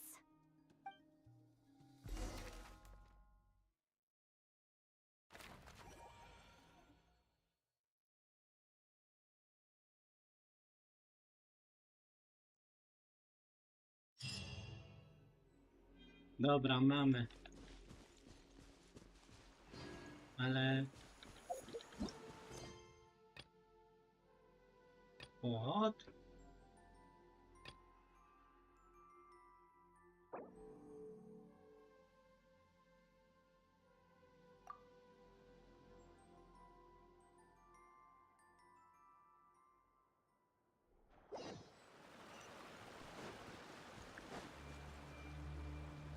Oh, they've been prowling around for nearly 2 days now.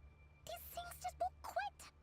Oh, they might not have seen us yet, but them constantly sweeping the area, our way out is completely blocked. Oh, that's never gonna work.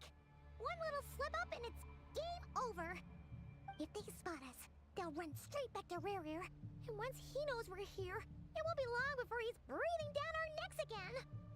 Oh, guess you're right. All right, time to zip it.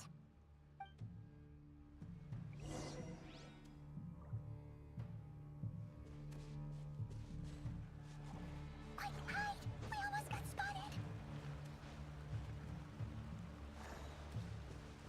Phew, that was a close call.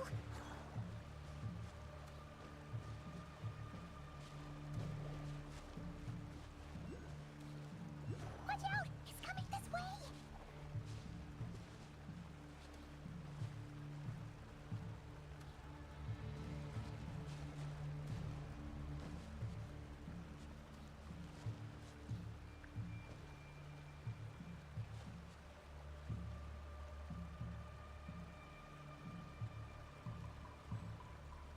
Da się skradać czy coś?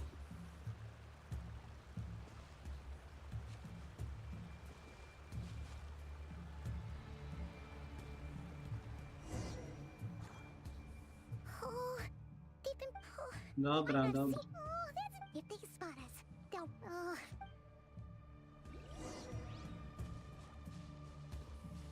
Quick, hide! We almost got spotted.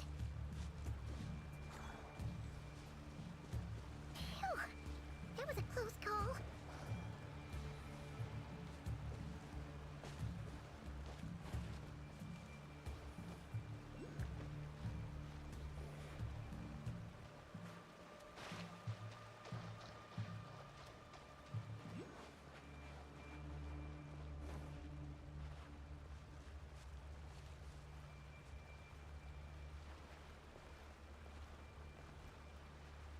No jak nie?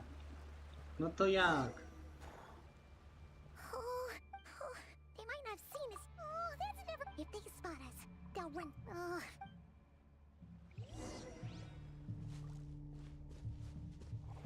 Quick, hide! We almost got spotted.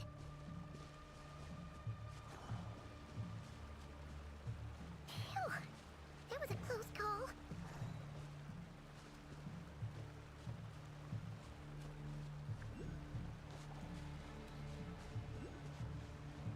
Watch out! It's coming this way!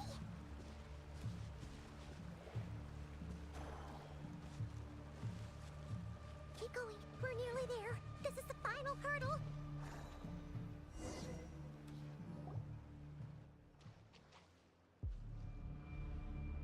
Oh, there's no end to these things!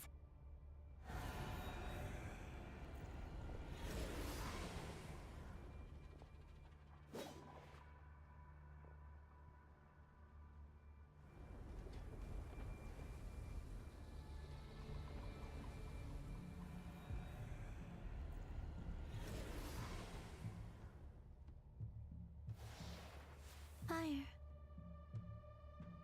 Fire? Wait, what's that smell?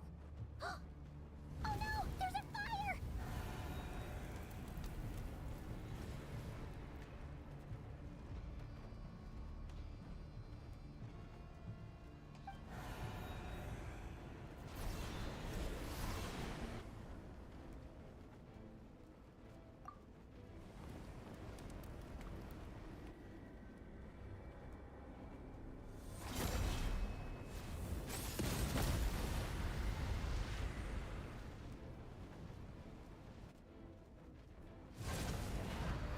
Zandrone was right. You look weak, Columbina. The old you would never have let such lowly creatures bar your way. Word has it that you did something for the Tsaritsa, and that's why you've lost most of your power. Freedom comes at a heavy price, doesn't it? It's Arlecchino! You came! Hello again, Columbina. And greetings, guests of the House of the Hearth. It's been a while, Arlecchino.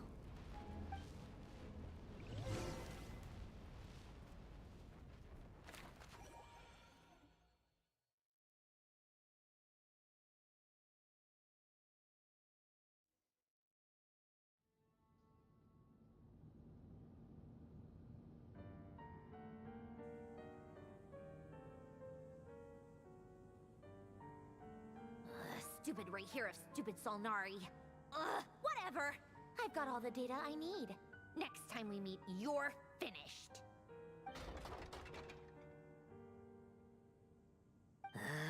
He sure doesn't pull his punches. Excuse me, do you need a hand? You can do me a favor by staying out of my way. Can't you see I'm busy? Wait a minute. I recognize that voice. Hello, Miss Sandrone. Father sent us over to help. Huh. How considerate of her. Hey, Fremine, get over here and help me fix this. Lenny, you do your thing.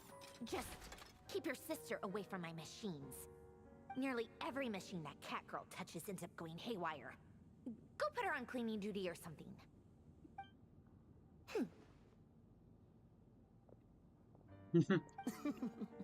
Then let's start downstairs. Fremine, we'll leave this place to you. You've got it. Wait a second. Pretty sure there's still some tea in the cupboard. If you want some, you'll have to make it yourselves.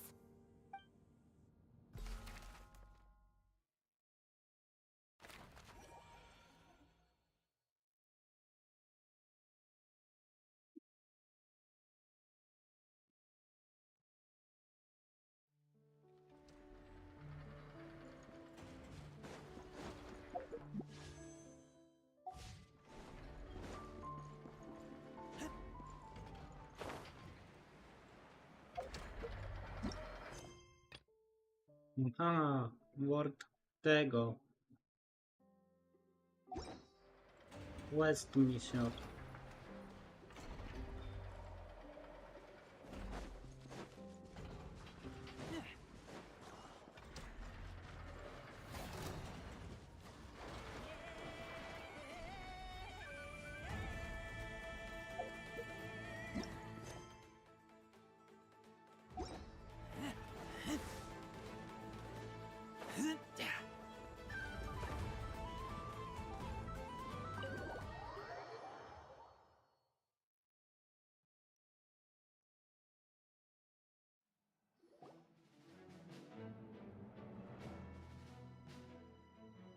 It's a relief to see you all made it back in one piece.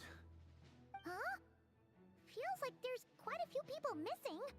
Where's Flint's and the others? And what about Nefer? I returned ahead of them. Flint is helping Ino and Nefa to set up the decoys and buy us some time. As for Miss Nefer... Boss is still wrapping things up on her end.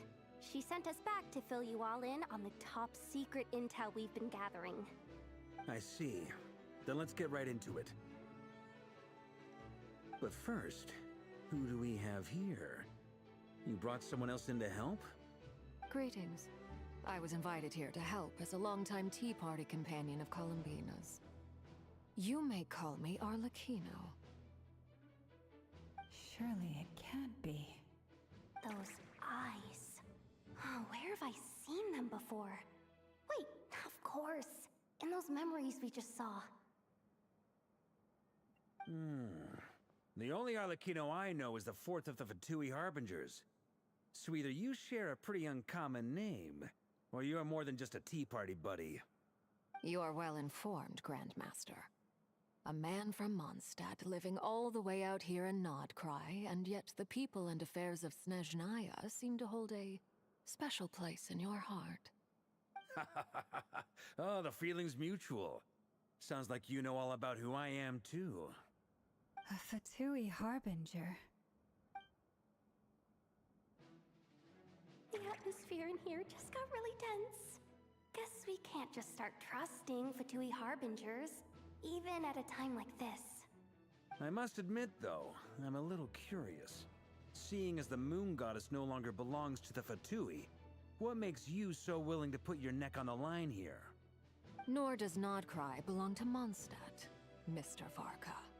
Yet still, you're fighting for it all the same. Things don't always have to have a tangible payoff. Sometimes, stopping things from spiraling out of control is a higher priority than chasing the spoils of victory. Of course, I can't say there's nothing in it for me at all. But that's between Columbina and myself. Forgive me. I don't mean to doubt you. It's just that the Fatui really have been the source of many of our troubles. We have our own way of doing things here in Nodcry. But ever since they arrived, the Fatui have treated us with nothing but hostility. I know there's been a lot of bad blood between us in the past. I've done my utmost to avoid friction whenever I could. But sometimes fundamental conflicts of interest simply can't be settled amicably. That's why I'm here solely in a personal capacity. This has nothing to do with the Fatui. As a gesture of good faith, I'll be frank. I can help Columbina track down the iridescent moon's marrow, which will help her restore more of her power. Anyway, what else is on the agenda? Let's begin. She says she'll be frank, then completely skips over the details. Looks like she doesn't want to give away too many secrets after all. But she clearly wants to change the subject. It'd be awkward if I tried to bring it up again now. I guess we'll just have to go along with it. She's the fourth of the Fatui Harbingers after all. One look and you can tell she's not someone you'd want to mess with.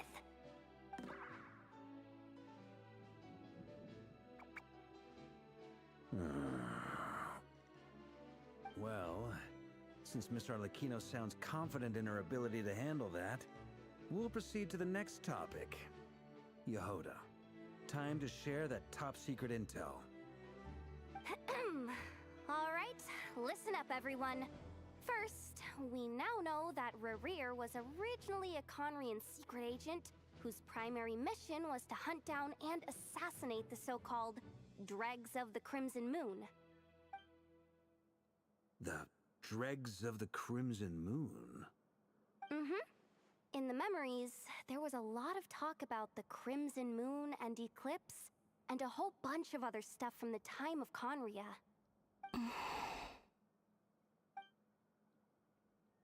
To my knowledge, those were the names of two different Conrian dynasties.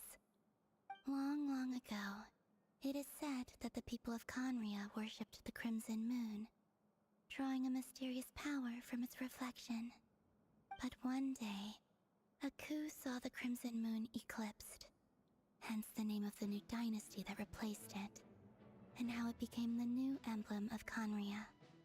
Still, long after the Crimson Moon dynasty had fallen, the last ruler of the Eclipse dynasty, the Vinster King, still coveted the secrets it left behind. So, he sent the Rehir of Solnari to secretly hunt down the Crimson Moon's few remaining followers. In those days, Rerir showed no signs of madness. In fact, he was as normal as any other person. Oh, and he had a fiancé, or at least a would-be fiancé, called Tholindis. What's the matter?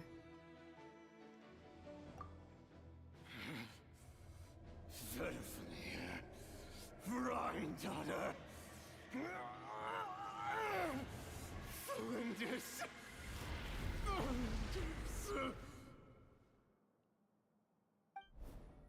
Interesting. Anything else? What about this would-be fiancé of his? Do we know anything about her? Well, she was a researcher at the Universitas Magistrorum, but it felt like she was hiding some kind of secret. Oh, and one more thing. For some reason, Rerir's fragment also contains some of Tholindis' memories, though only a very small portion. Well, no shortage of potential leads, I'll give you that. In any case, it sounds like we can conclude that while Tholindis was still around, Rerir appeared to be lucid and quite normal. Tholindis, it seems, must have been the one thing in this world that he couldn't let go of. Tell me though, were these pure-blood Conrians we're talking about here? Why do you need to know that? Hold on. If she was a pure-blood Conrian... Oh yeah! Just like how it was with the captain! If we could somehow find her, do you think there's any chance Rerir might regain some of his sanity? It's possible, but it would take a miracle. We can't pin all our hopes on that. That merchant who never knows, Dori Sangama Bay.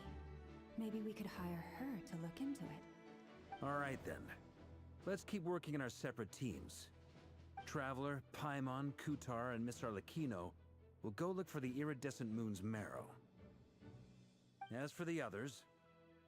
On the way over here, I noticed that the Wild Hunt monsters had grown even more frenzied in their search for Kutar. At this rate, the people living here will be in grave danger too. So I'm thinking of gathering together some of our followers to go wipe them out. I'll head back to the curatorium and meet up with the boss. Feels good knowing we've all got something to be getting on with. given that the Wild Hunt has been a lot more active lately, the Lightkeepers have likely begun their own operations too. If that is the case, someone will need to pass the news on to Flint's. I'll hold the fort for now, then discuss our next move with Flint's, Ino, and Anefa when they get back. All right then. Well, the clock's ticking. If that's everything, we'll be on our way. We'd better get moving too. We'll try to buy you as much time as we can. Relax. Just do your thing.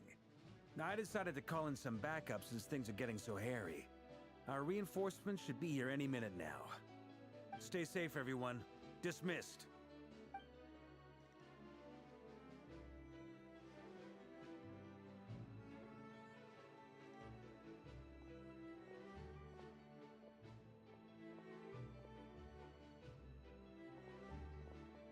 We're back.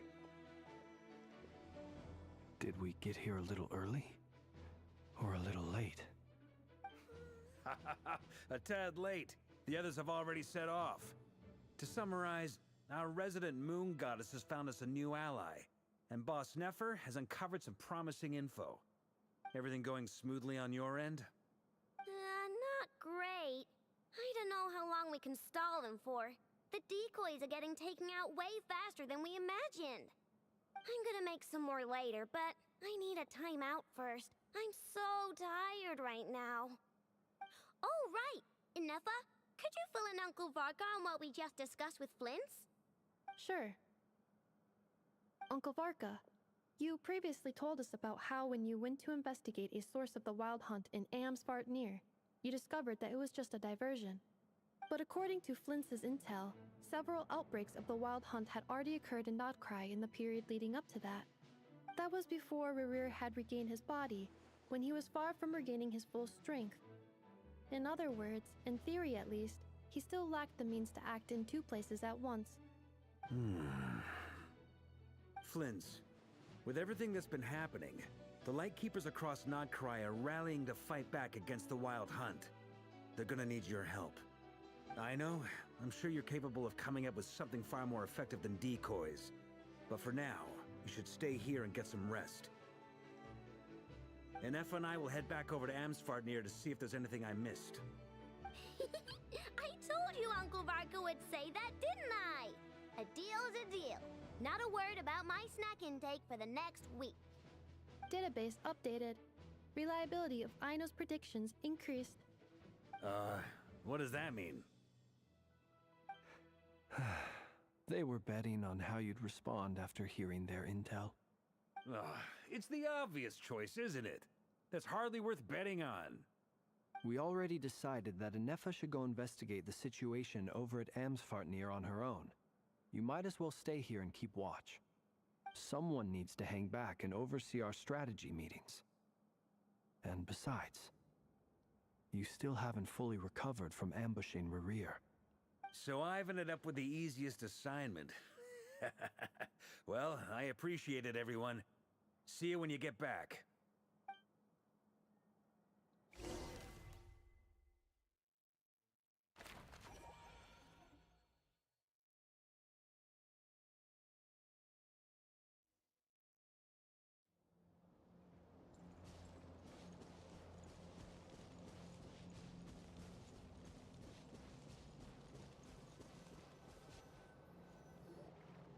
Here, this will serve as a good spot to cross over.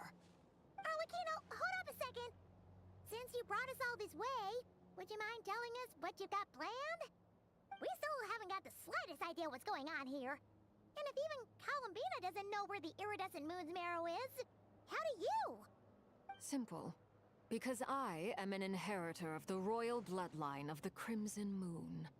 And one of the last surviving embers of the Two Worlds' flames. Huh? Are you serious?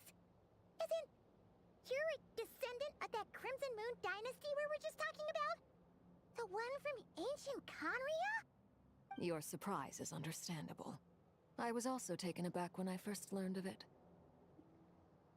But the more I thought about it, the more I realized the signs had been there all along.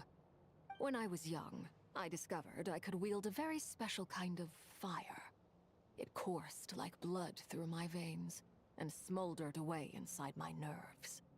What's more, whenever I experienced strong bursts of emotion or drew too deeply on this power, it was like some kind of presence within the fire would begin to gnaw away at me, consuming me from the inside out. Exactly. That is why my hands are like this, too.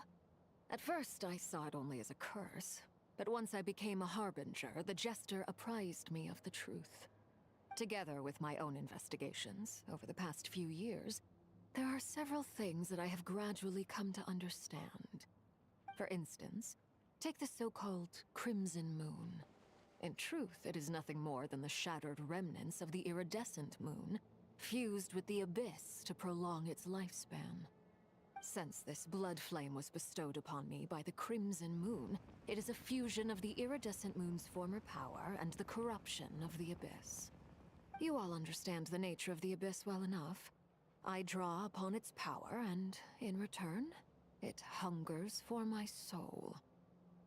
This strange blackness is the mark of corruption it has left behind.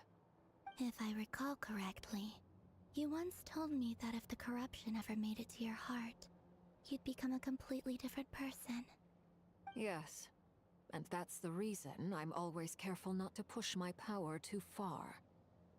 It's essentially a never-ending tug-of-war. Oh, sounds intense. Anyway, the rest of my story can wait. Is there anything else about the Crimson Moon or the iridescent moon that you're unclear about? Paimon has a question. So, the crimson moon that the Karians used to worship was actually the iridescent moon, right? Which was one of the three moon sisters. Does that mean that the Karians were to the crimson moon as the frost moon scions are to the frost moon? So much of that history has been lost. We have no way of knowing exactly what they were like. But I would suspect that the Conrians weren't as devout in their moon worship as it might appear. The iridescent moon's remains simply served as their link to the abyss.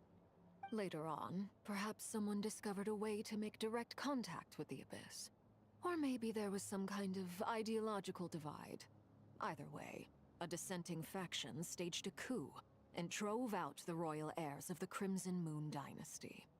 Still, even with the dark sun looming high overhead, the Crimson Moon's glow never truly faded. If you want living proof, it's standing right before you. The first time we met, I sensed something familiar in your presence. When I looked at you, I felt I could see that mysterious red moon in the corner of my eye. In your flames, I saw its broken image, surrounded by a strange black aura. Well, I appreciate that you kept it to yourself. Much about the Crimson Moon is still a mystery, and I'd prefer not to end up as the object of an insane research project. Anyway, time is against us here, so if there's any other questions, they'll have to wait. I just want to make sure I've got one thing straight. In her letter, Sandrone mentioned that since you are unable to contain the iridescent moon's marrow yourself, you intend to leave it in my custody. Correct? That's right. For now, it's the only way I can pay you back for your help. The iridescent moon is already part of who you are, so with its marrow in your possession, you'll be even more powerful than before. Deal. Then let's get started. Get what started? What does this place have to do with the Crimson Moon? When I first became a harbinger, the jester gave me a book called Parenheri, also known as Leobranto Inamorato. You should be able to buy a copy next time you're in Fontaine. It's a love story set in the Crimson Moon era, but setting aside the tangled romances of its characters, it also records a few interesting details. In the Crimson Moon era, or so the story goes, there was an orphanage that received children from beyond the bounds of this world, and subjected them to a peculiar induction ceremony. Beyond the bounds of this world? For real? And The Crimson Moon sages looked beyond this world for beings with powers that surpassed the gods. But fearing they might lose control, they subjected these children to a process of refinement. They made these children crawl up a fireplace and kept asking them, "Have you died? Did you see it?" Until they finally admitted to having died and seen a crimson moon. The adults embraced the children who passed the ritual, telling them, "Within the fireplace, you have traversed the flames between two worlds. Here and now, you are born anew." The book leaves much unsaid, but I suspect that this was their way of branding the children they had enrolled, leaving an indelible mark upon them so that they would forever live in the Crimson Moon's light. That explains why I can't sense the Crimson Moon's marrow in this world. It makes sense that it would be sealed in a special space that can only be accessed temporarily through some kind of ritual. But there's no fireplace here. Do you see a chimney anywhere? Oh, are we supposed to build it ourselves? Okay, fine. Paimon will go find some bricks. That won't be necessary. The fireplace is purely symbolic. The key to the ritual is crossing the flames between two worlds. In other words, the flames that burn within me. Those burned away by such flames leave behind a kind of ghostly afterimage in the world. In the days of Conria, people believed they could be used to bridge the gap between the two worlds of life and death. In short, I can open a passage to that space for you. That's the easy part. The catch is I'll need to stay on this side to keep the passage open, so I won't be able to come with you. Once you're inside, you'll have to find your own way. Very well. Then I'll open it up. Traveler, spare me a little more moonlight if you would. I may need it.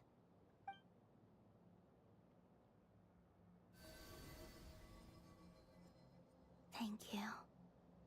I feel like I've recovered some of my strength now. It should be enough to move us across short distances and confront whatever dangers might await.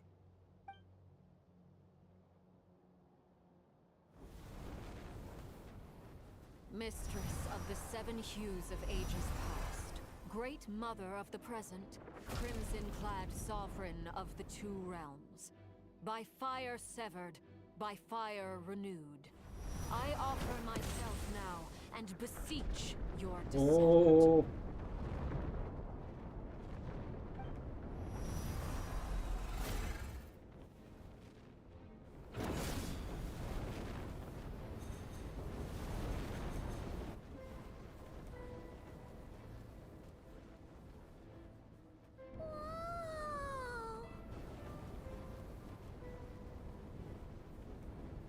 One word of advice.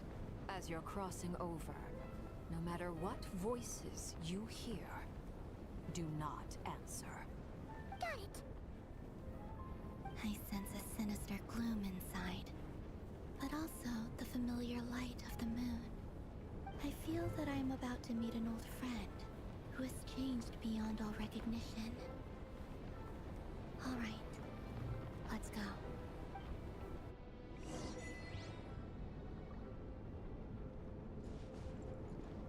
Chyba wskakujemy do tego czegoś.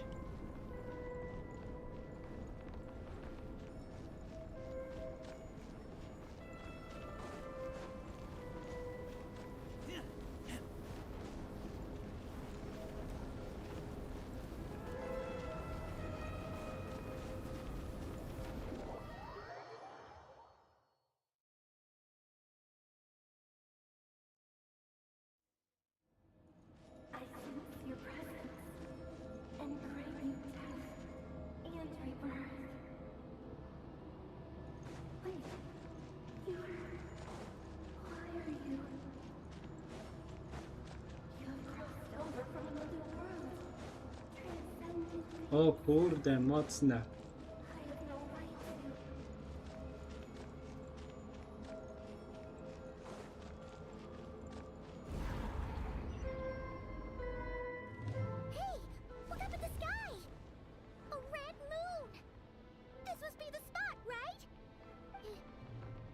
at the abyss? It's practically filled the entire place. What now? What a tragic sight. Fragments of your broken body, seized by the abyss and hung up aloft like mummified remains. Iridescent moon, was this truly what you wished for? Careful! There's something spooky about this place. Feels like something is lurking in the fog. Haimon's right behind you. Whatever you do, don't run off without her.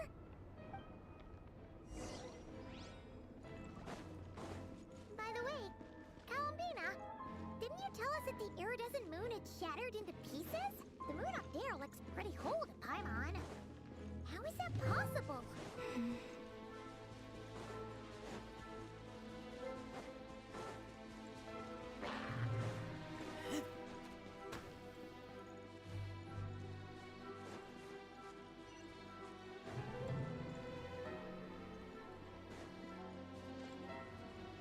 Just like I thought. It was only a facade.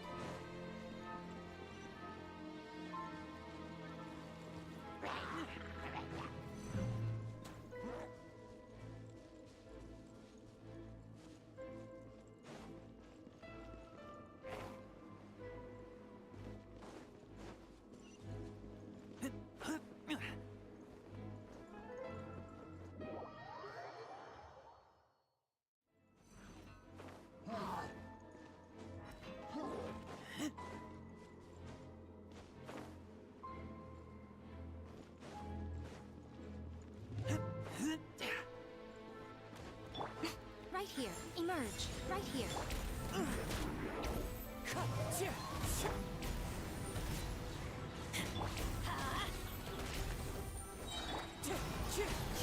Teamwork is true. Emerge. Right here. Emerge.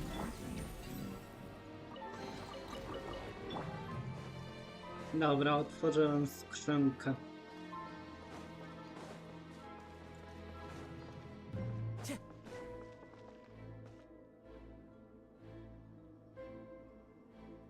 Huh?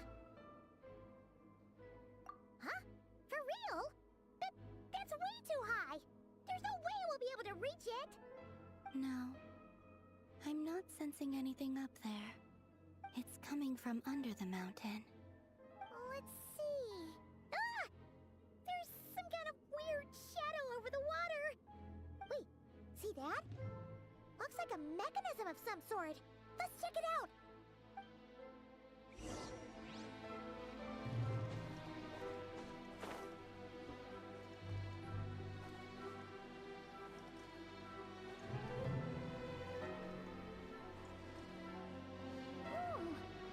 Looks like a device from the time of Karia. Maybe people once came here to study the Crimson Moon's domain, and they left this behind. Oh, if we can activate it, we might find some clues.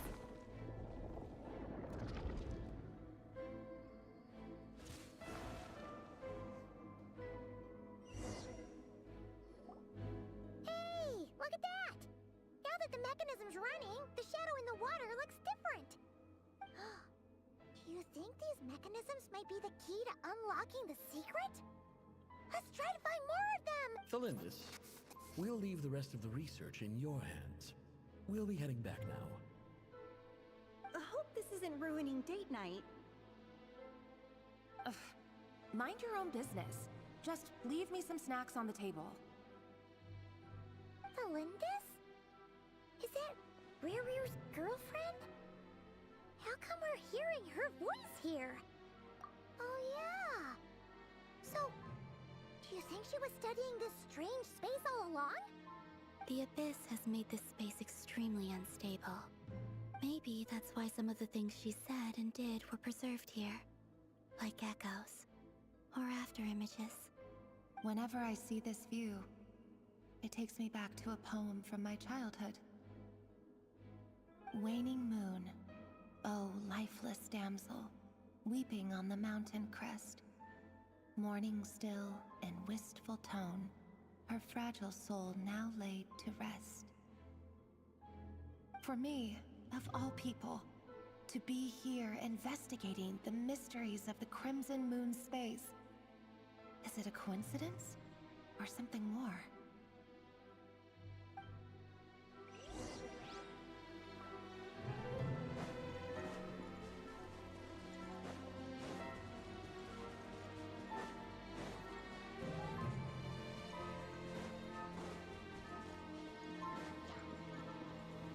Dobra, drugi Aha. Messed up this mechanism. We need to find a way to get it working again. Let's see if there are any other devices nearby.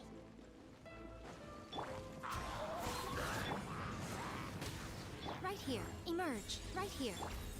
Fallen leaves. Adorn my... Let's light it up!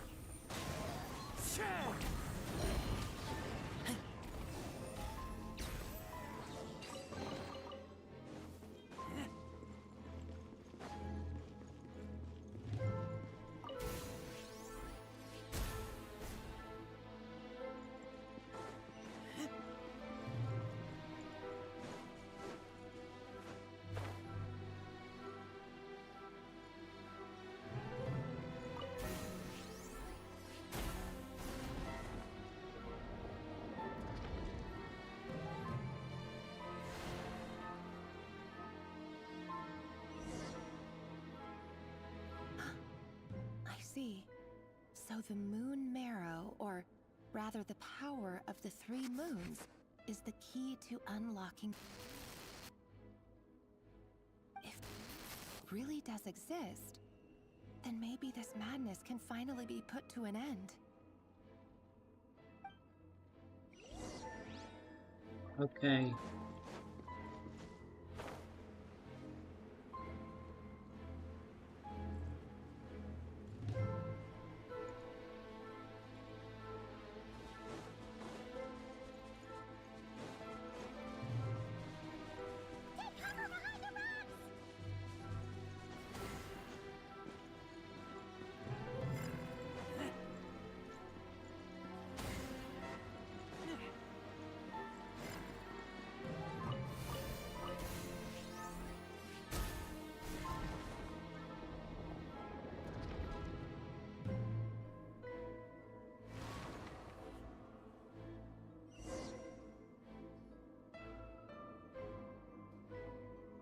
With the Abyss inhibitors in place, I should be able to access the chamber with the moon marrow.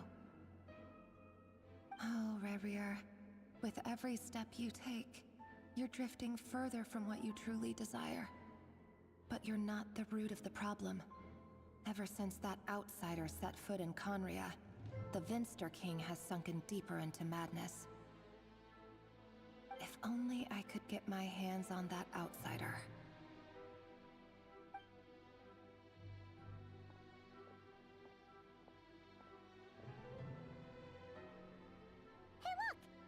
Reflection is back to normal. Alindis's voice mentioned a chamber with the moon marrow. Do you think maybe it's hidden in the moon's reflection? It must be. For within it, I sense the fragile aura of a dying soul. Then there's no time to lose! Let's go! Dobra.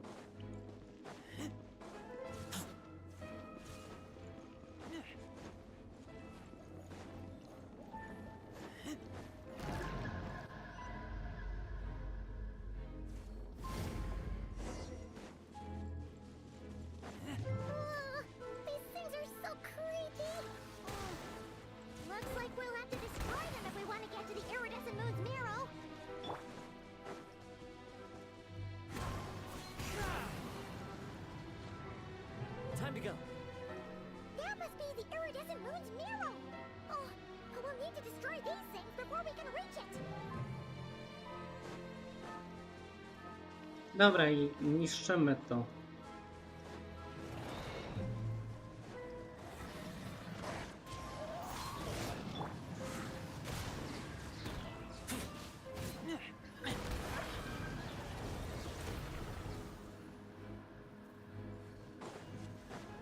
Right now, emerge, right here.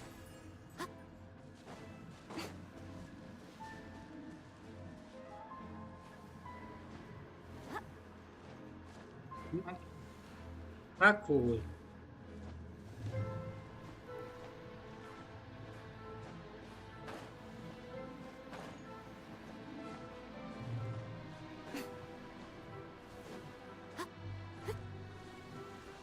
Aha.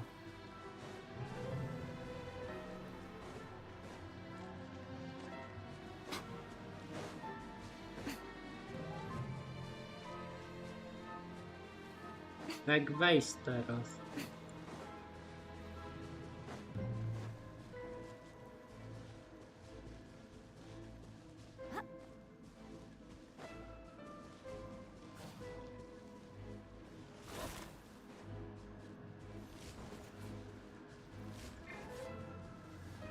Emerge, right here, right now.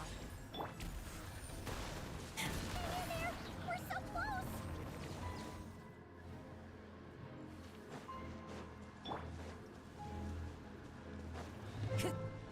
Dobra, niszczymy ostatni.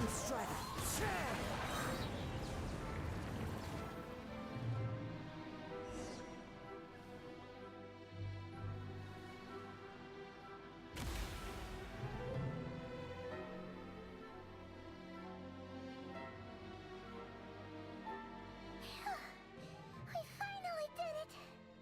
The iridescent moon's marrow, still burning away like an undying flame, yet now contaminated by the abyss. It has taken on a new form entirely. If we can purify the abyssal power within, we should be able to obtain its untainted essence.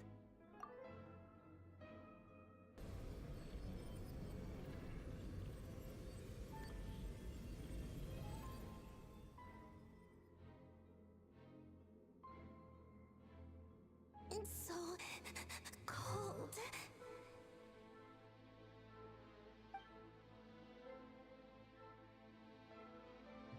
Is it you? Are you here?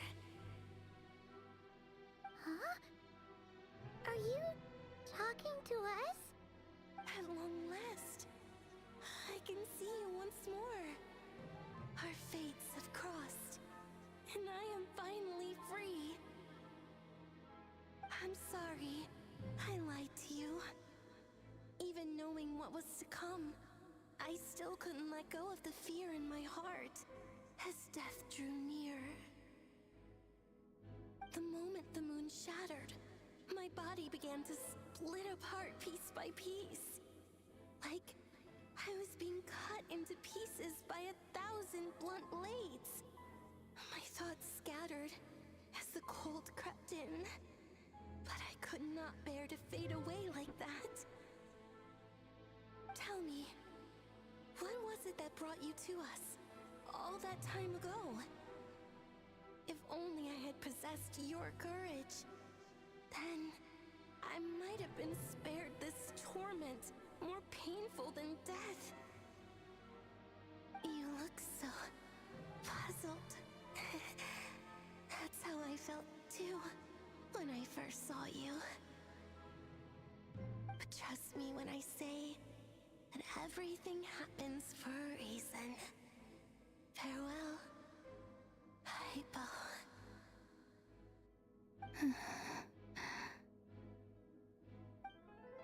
What was that all about? Was that the goddess of the iridescent moon? Oh, it sounded like she was speaking to a long-lost friend. But none of us have ever met her before, right? Perhaps. She took me for the goddess of the frost moon she once knew. For a fading soul like hers, our auras must be too similar to tell apart. But anyway, we've got the iridescent moon's marrow now. That should help you regain your strength, right? Alright, time to leave this place and meet back up with Arlecchino. Let's go!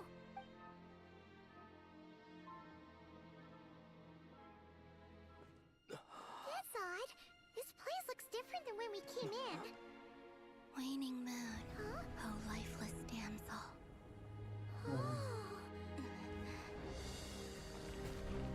Oh no. No. Hurry! The place is collapsing!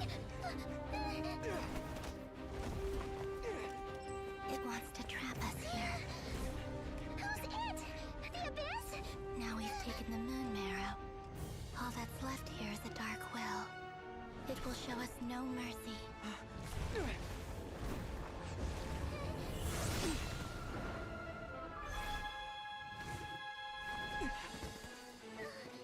Give it back, the crimson hounds! My marrow! My heart!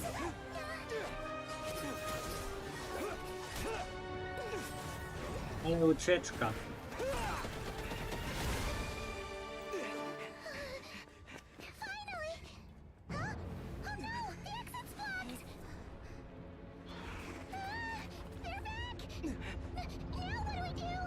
This is where you fall.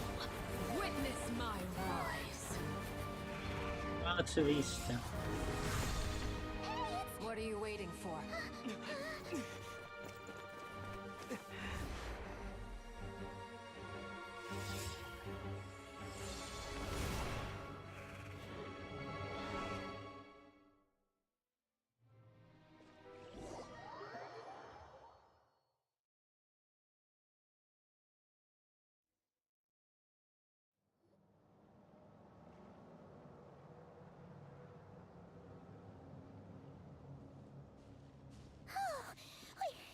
We made it! Was that you, Arlecchino? Did you save us? Wait, your hands! They're... Oh, this? Don't worry. It's a small price to pay. The Abyss wanted to trap you inside, and I defied its will by bringing you out. No wonder it's a little angry. No. I have paid the price, albeit a small one, and it cannot be undone. My hands have already fused with the Abyss. Purification would simply destroy whatever's left of them. But surely... Oh, we're so sorry, Arlecchino. Paimon can't believe you'd make a sacrifice like this for us. As much as I'd like to call it a favor, the truth is I was simply holding up my end of the deal. Well, Columbina. Yes, you did your part. And as promised, I will leave the iridescent moon's marrow in your care. From this day forth, may the two worlds' flames burn ever more brightly.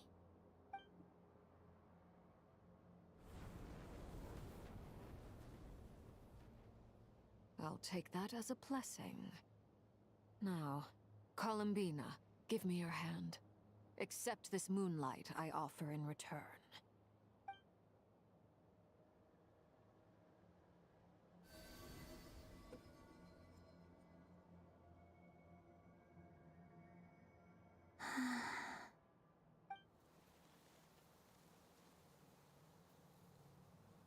Feeling stronger? Hey, Columbina, are you okay?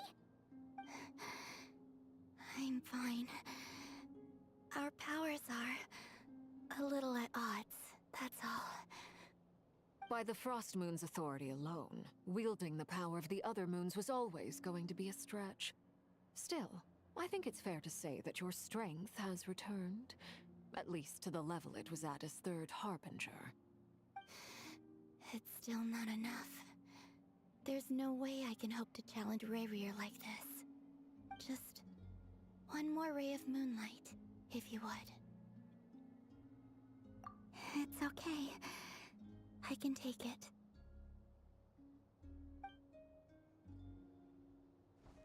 Nie no, fabułka dobra w Notkraj. No.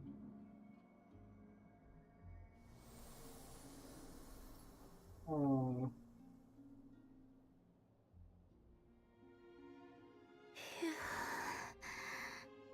How about now? Fighting fit? At the very least, I won't have to stay hidden like before. I want to see him gone from Not Cry. The ray here of Solnari and his wild hunt must be sent back where they belong. Well, it's good to have something to aim for. You certainly seem more alive now than you did earlier. When I first met you, you didn't strike me as a ray of moonlight. More like a wisp of fog drifting in from who knows where, ready to scatter at the first sign of a breeze. But now, you're full of vitality. just like the frost moon, once the brightest of them all. May you keep shining, Columbina. This is who you are. Thank you. Look after yourself too, Arlecchino.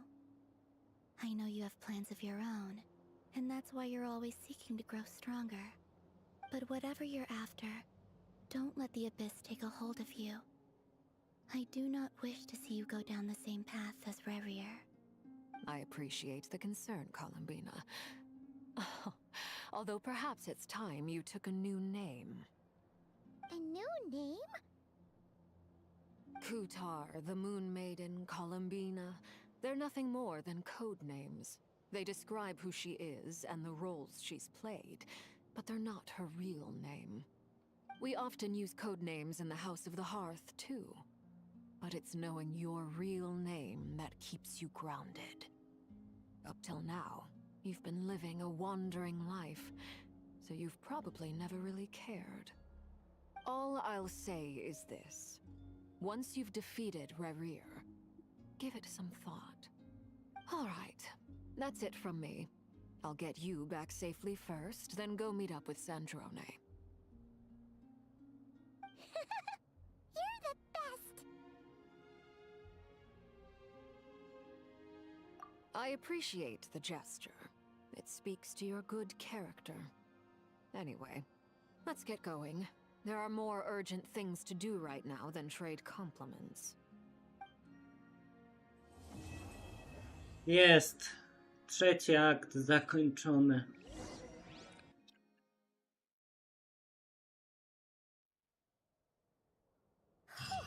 It was a close call, but we got the iridescent moon's marrow and restored Columbina's strength. And that's all that matters. In other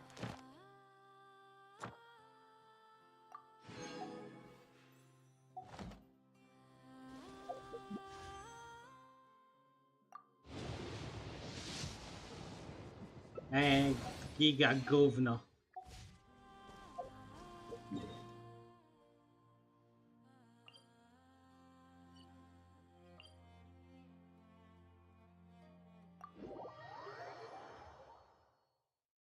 Dobra, ile trwa czwarty akt, bo bym chciał zakończyć streama.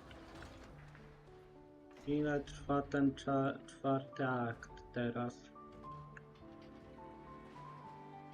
No ten czwarty akt bym ograł jutro przed tym.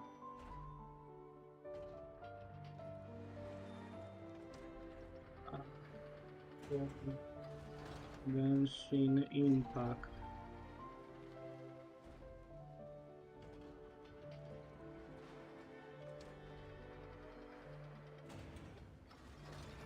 Luna 2.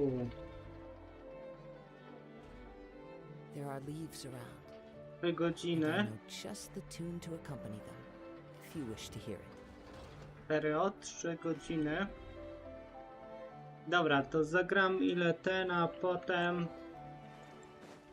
zobaczycie jutro na kanale. Ale czy jutro na kanale? Jutro w postaci streama przed moją grą Fortnite, bo prywatnie się ustawiliśmy na Fortnite. Znowu na Fortnite, ale skoro oni chcą, no to zagram z nimi Fortnite. Fortguningniute, dobra.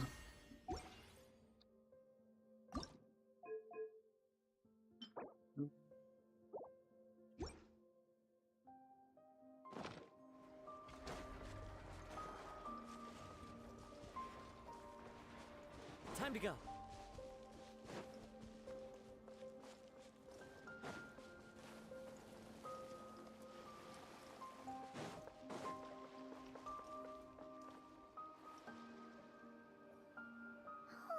Do you think the others are making good progress? Hope it's all going smoothly. Oh, hey look! They made it back as well! Flint's! Lama! How did it all go? All is well, thank you. Nefer and Yehoda had to stay at the curatorium to wrap things up, so they won't be joining us for now. I ran into Miss Anefa and Miss Aino on the way back. Their work is still in progress, so I suspect they won't be back for a while either. You seem rather cheerful today, Mr. Flintz. I certainly am.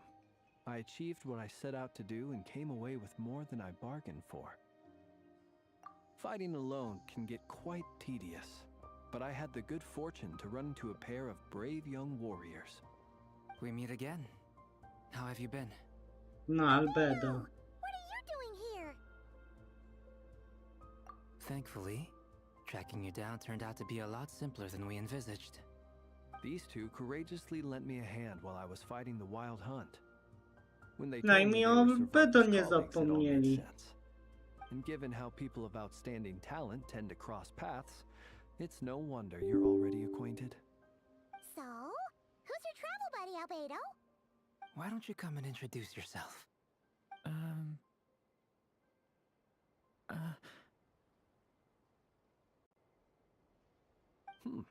A gentleman of few words, I see. And a rather stern countenance. I presumed you were acquainted with him. Is that not the case?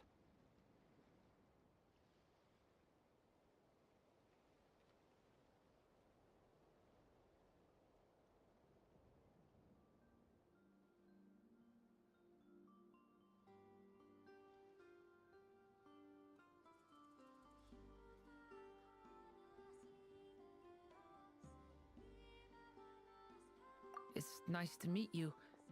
Again. We've technically met before. Wait a sec! You're Minnie Durin! That's right. It's me. I'm glad to see you again. By the way, he says it's okay if you drop the mini. Yeah, I'm not as mini as I used to be. Interesting, isn't it? The first step towards blending into human society appears to be reflecting on whether one's name really reflects who they are. Wow! You look so different! In a good way, of course. It's great to see you looking so healthy. Thank you, Paimon. And although you're as mini as ever, I understand that diminutives don't always convey endearment. I'll be sure to simply call you Paimon as a sign of my great respect for you. Wow! You're such a smooth talker now. Paimon could get used to this. From now on, you may refer to her as your esteemed guide, Paimon. Personally, I think our little Paimon is the perfect size. When people call her little Paimon, it's just because she's so adorable that they can't help themselves. If that's not a sign of endearment, what is? You're absolutely right, Miss Lauma. My brother still has a long road ahead of him when it comes to understanding human relationships. Anyway, speaking of long journeys, didn't Columbina, leave with you? How come she isn't back yet? She's been catching up with old friends. Wouldn't be surprised if she stopped for a cup of tea or 10 on the way back. Uh-oh. People are talking about me. Hope it's nothing negative.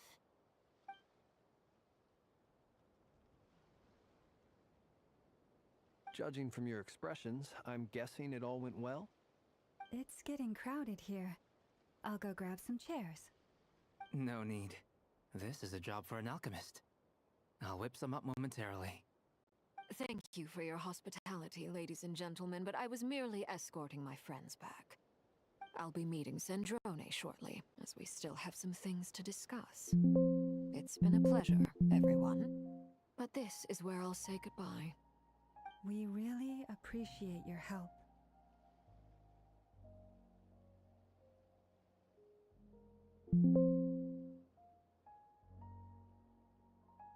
Oh, come on. Spare the formalities. I'm just glad I could help out some true friends. I understand. Well, bye for now, Harlequino. No niestety, żegnamy się. Oh, this place is hopping. It's probably a good thing one of us left. Otherwise, we might not fit all these people in. Are you saying we're about to run out of chairs? As a matter of fact, I am. Come on in and see for yourself.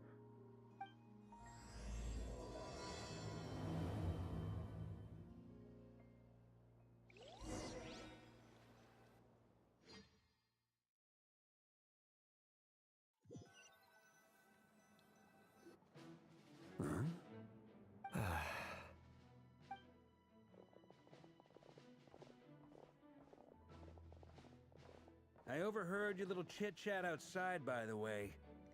With Miss Columbina's colleague gone, we should be back to the original crew plus the other colleagues I brought in. Though, it looks like we have another new face. Someone else managed to rope in a colleague too? Frankly, you and Paimon are the only people I know here. This here is Deanslip, colleague of Tibet's greatest guide, XD. farmer, and greatest adventurer, the Traveler. Well, not exactly colleagues, more sort of friends. When someone else jumps in to do the announcing, you know you're speaking to someone important. Let's hear what he has to say. Note to self. Once Paimon knows your name, the rest of the world will soon follow. When he comes looking for us, it's usually something important. Paimon's guessing you've heard about the Wild Hunt, then. From the looks of it, you're about to hold a meeting. If I were to say that the Wild Hunt is our mutual enemy, would that earn me a seat at the table? As the saying goes, the enemy of my enemy is my friend. Mr. Dainsleif, there's a seat with your name on it. Though, I can't promise the same for everyone else. Hey, Albedo, think you can rustle up a couple more chairs? After all this time apart, Grandmaster Varka's first order is to rustle up a couple more chairs. I've missed this. Is he being sarcastic? Hey, he's your brother. Why are you asking us? I've still got a lot to learn about the nuances of human conversation. Trying to decipher Albedo's way of speaking has been like jumping in at the deep end. Oh, good point. Paimon gets you now. Don't sweat it. There are people who go their whole lives without getting the hang of it. You're ahead of the game already.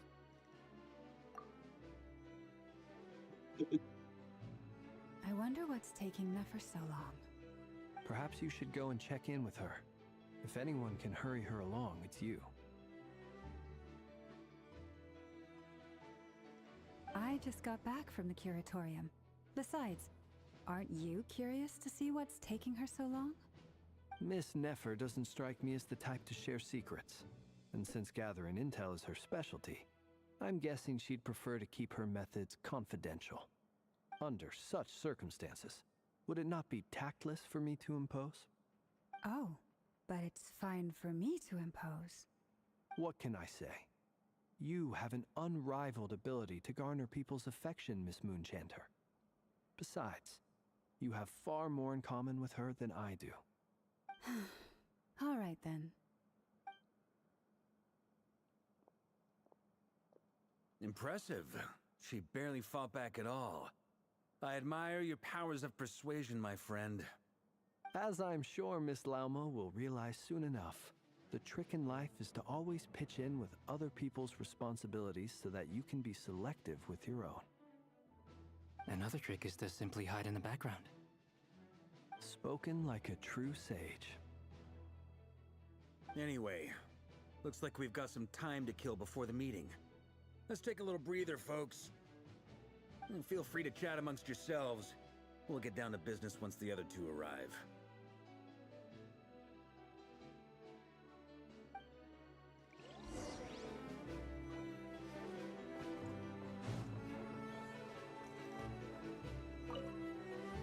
You're both awfully quiet. Much obliged. Have either of you ever had your portrait painted? That sounds like a love. I dabble, okay? He's an... I'm flattered. If I ever get the... I'll bear that in mind. Oh, whatever style feel... Very well. You can replicate it. I can try. Thank you. Is there something you'd like? Yeah! If you... You do have a point. Oh, yeah! Sure. Great! And in return... If that's what you had it... Oh, okay, anyway. Indeed.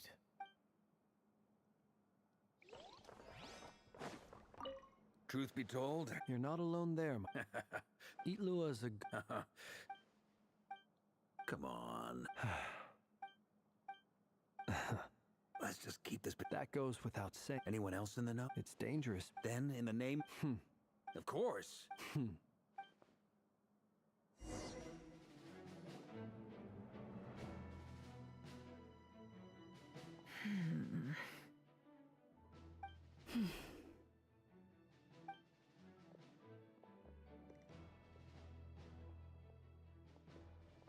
Ah, Miss Nefer. You made it after all. But what about Yehoda? I'm here to give you an update on how things are going on our end. Once this is over, I'll be heading straight back to continue my work. I left Yehoda back at the curatorium to watch over things while I'm gone. Huh. So much for just this once. Shh! Not so loud! We're on a roll here! What if she remembers and suddenly decides to back out? Did you say something, Mr. Varka? Huh? I didn't say anything. Right, Flints? Must have been a frog. They get so noisy around here at nighttime. It's Żaba. like they're putting on a concert in the background. Anyway, before we begin, there's a few introductions to make. Let me start by saying that it's an honor to be speaking before so many distinguished colleagues and collaborators. First up, we have Miss Lauma. As Moon Chanter, she's the leader of the Frost Moon Scions, a local religious community in Nodcry. Then there's Miss Nefer, boss of the Curatorium of Secrets, an intel gatherer extraordinaire. Nefer is leading the investigation into Rerer's background, assisted by Yehoda and Lauma. From the little I've heard, they're making some great progress. Over here, we have Mr. Flints, a ratnik and guardian of the abandoned lighthouse. In our last operation, he courageously distracted the Wild Hunt to buy time for the rest of us. For those of you who've never met, this is Mr. Albedo, a renowned alchemist and captain of the Knights of Favonius investigation team. By his side is a new face for us all, myself included, Mr. Durin, who has come to lend his aid. Next up, we have the Moon Maiden and former Fatui Harbinger, Miss Columbina. Then we have the Traveler, who's earned more titles than I could possibly hope to list out, so I'll spare you the rundown. And Paimon, the ultimate travel companion and quite possibly the best guide in all of Tevat. Wow! That's a lot of Dobra, people. jestem. Great turnout! Miss Nefer, it looks like you might have another job coming your way, so, congratulations on the booming business, I guess. You think I haven't got enough on my hands as it is? Who's looking for me now? That would be me, Miss Nefer. I have a commission for you. And you are? Who I am doesn't matter right now. What does matter is that I'd like you to gather more intelligence about the Recher of Solnari. Well, it's not as if we never take on anonymous commissions. But in your case, I'll have to decline. I'm gonna take a wild guess and say your job's probably more hassle than it's worth. Something about you seems like bad news. It's my eyes, isn't it? Conrian, I assume. And what's with the mask? Are you trying to hide your identity? In any case, the fact that you're even still alive raises an awful lot of questions for me. My name is Dainsleif. And yes, I am from Conria. As I'm sure you're aware, the Recher of Solnari's real name is Rerir. He was once an acquaintance of mine. Really? Then you must have been quite an influential figure yourself. You flatter me, but none of that matters anymore. My point was simply to clarify why I have asked Miss Nefer to investigate Rerir's background. So you're both from Conria, and it sounds like you used to be friends? What am I missing here? Surely you already know how he became one of the Five Sinners. I'll tell you everything I know. The history of Conria, the names and identities of the Five Sinners. I remember it all like it was yesterday. I have never spoken openly of this before. But the truth was exactly as people say. The Five Sinners were each driven by their own desires, and it was by playing upon these that the Abyss tempted them to their fall, tearing Conria apart in the process. The visionary, Vedafinir, who wished to foretell the future. The wise, Horoptatyr, who sought limitless knowledge. Gold, Rhine-daughter, who desired to create life. The foul, Sertologi, who pursued supreme strength.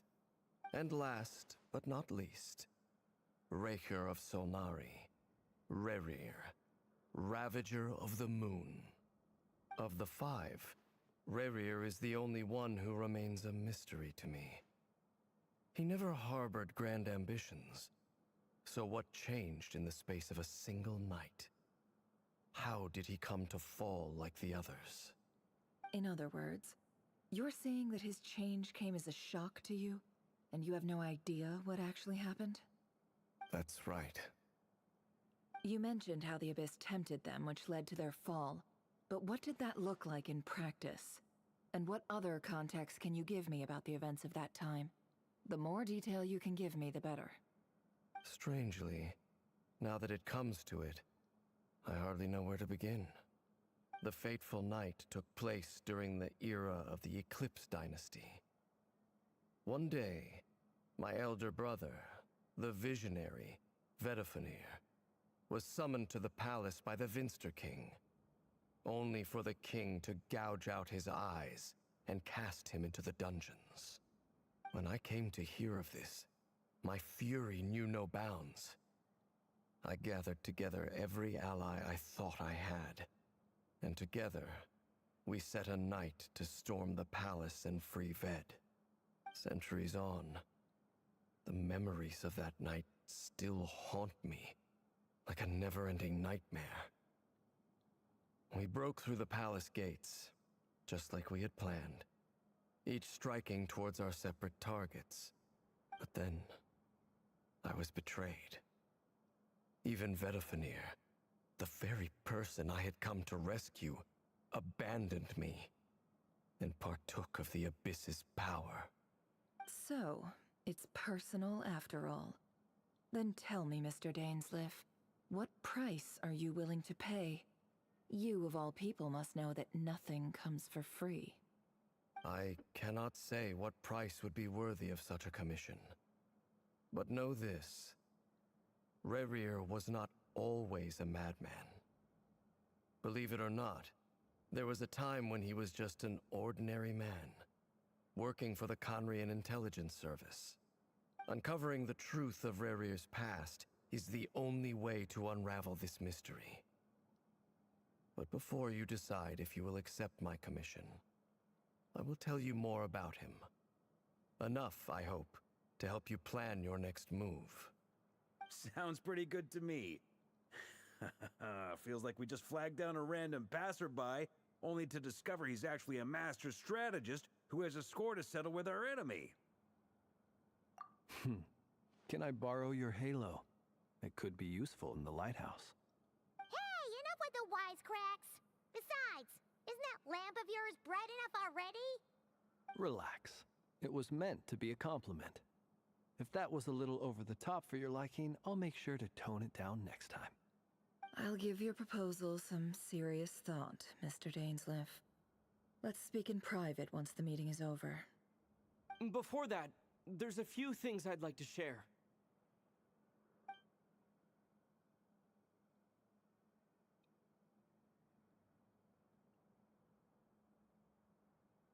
Now that we've united the hearts of the three moons, your power should be greatly enhanced.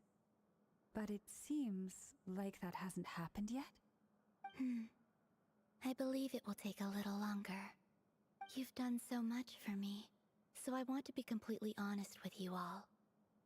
Even though I'm doing a lot better now, the truth is, my recovery will likely be an ongoing process. From the moment I was born, my power has been slowly ebbing away. And that is because Tevat has never accepted me. Even with the moons united as one, it seems my rejection cannot be undone. So far, I have yet to find a solution. It may turn out to be a problem that will plague me until the day I finally leave this place behind. Even so, I will do everything in my power to help you drive out the Ray here of Solnari. As Arlecchino put it, This is not about chasing the spoils of victory. It's just a gesture of heartfelt gratitude. Kutar. Defeating the Ray Hero of Solnari will be no easy task. While my strength slowly recovers, we'll also need to gather more intel. Naturally. We should take all the help we can get if we hope to defeat him. We've considered several viable plans now, but our choice hinges on the answers to a few key questions. Is it even possible to kill Rerir?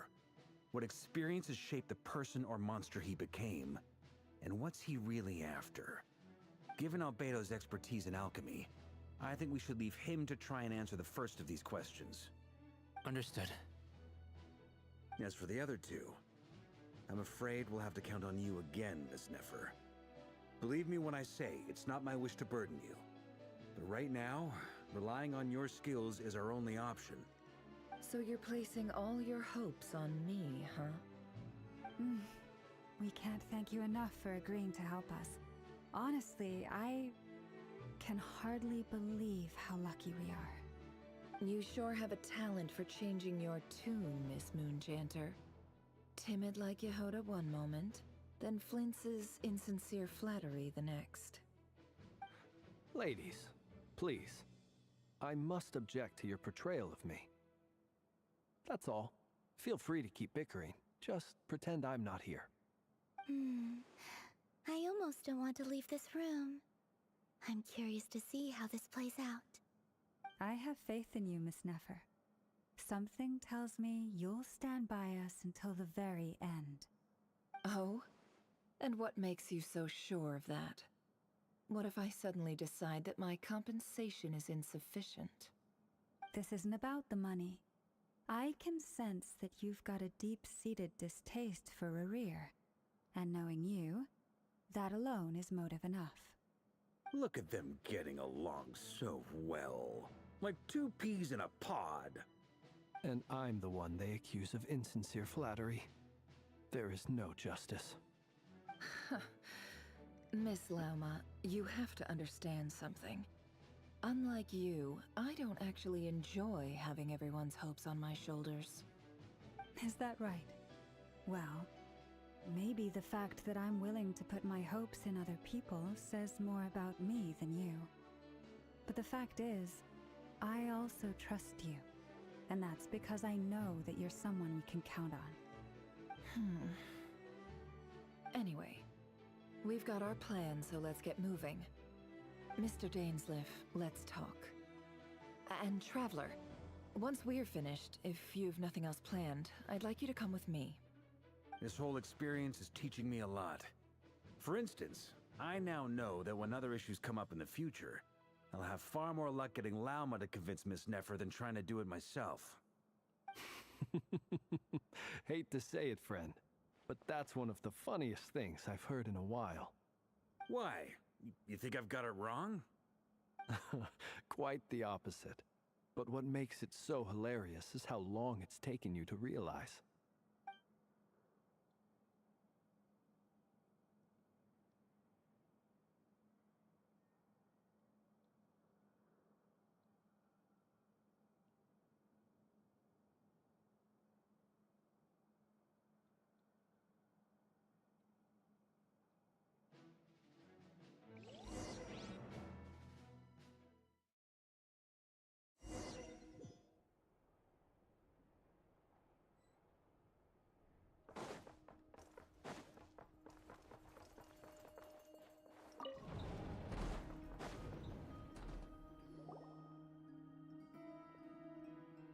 Thank you for waiting.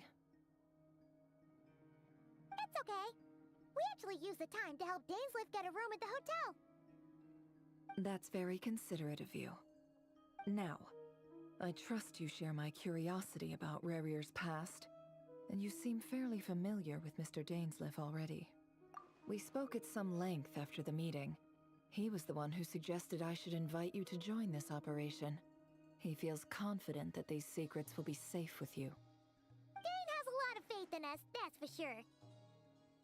Likewise. I appreciate that you got right on board without interrogating me about why I invited you. It shows that you trust me to explain everything in due course. That's because we know what you're capable of. We appreciate you too, Nefer. You might have been forced to help in the beginning, but this time, it was your choice. That's one way to put it. Another is this, that once a decision's been made, it's set in stone. After that, my only goal is to see it through. Alright, so here's how it is. I'm going to access Rarier's thoughts again using my confidential method. Now, I'm sure you've seen things like this before on your travels, so you're surely well aware of how dangerous it can be. The reason I've gathered you all here is to ensure my safety during the proceedings. I plan for us to enter the fragment of his consciousness together, and once inside, I will focus on searching for information. Think of this as a diving expedition into someone's brain. If I'm the diver, you are my safety equipment, tasked with keeping me alive while I'm under the surface. Once the ceremony begins, we will all be spying on privileged information. But in the interests of safety, you must remain absolutely silent at all times. We will discuss our observations after the ceremony has concluded. Lastly, any individuals of a weaker constitution are advised not to partake in the ceremony. In any case, Paimon has her own job to do, which requires staying in the room but not joining the ceremony.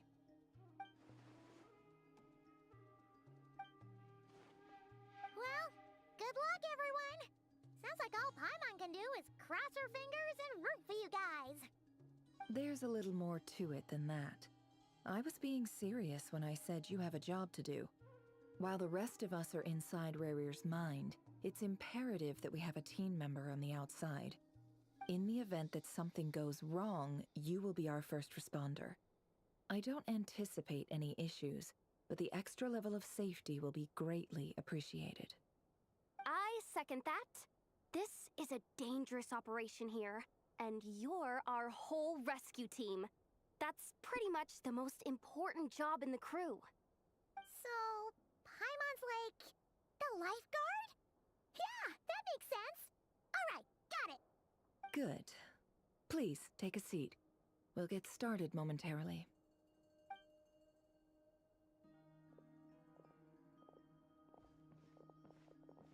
So, did Mr. Dainsliff tell you anything else? He told me that he believes Rarier kept some big secrets in his life. He's not sure that they were the cause of his eventual downfall, but he's asked me to uncover what those secrets were all the same. But surely you're not planning to go through with this, no matter the cost. If you think that, you'd be overestimating me. I'm a businesswoman, not a mercenary. But I do have my own professional reasons for taking this job. You think I'd turn down the opportunity to get a first-hand glimpse into Conrian history? No chance. Well, as long as you don't let morbid curiosity get in the way of safety concerns, we're good. We'll do whatever we can to help you. You're such a killjoy.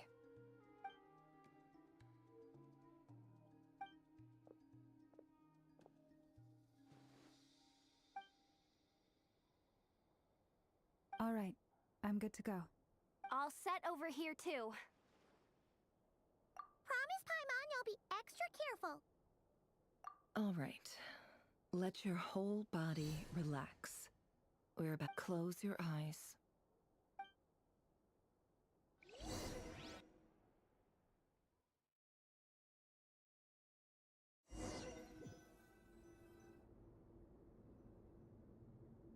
Phew. Could this be his office? Pretty standard setup. Bookshelves, paperwork, files. According to Dainsliff, Rarier used to be an intelligence operative. Chances are there's plenty of top-secret intel stashed away in this room. Is this where you keep your secrets, Rarier? Can't say I'm not looking forward to this.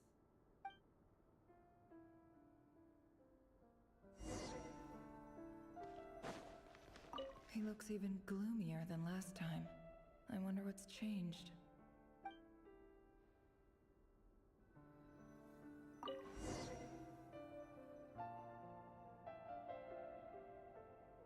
Today's files are in. Time to wade through them, just like usual. Male, 51. Occupation, cook. Confirmed Crimson Moon descendant. Has maintained frequent contact with other descendants over the past year. Poses a threat to the dynasty. Neutralized.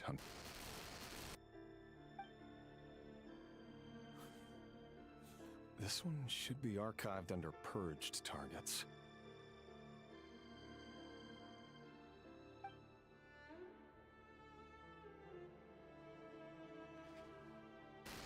Female, 23. Occupation, office clerk. Confirmed Crimson Moon descendant. Has maintained frequent contact with other descendants over the past year. Poses a threat to the dynasty. Neutralized. Another one for purged targets. Sounds like she was that other man's daughter. Never mind. What's it got to do with me?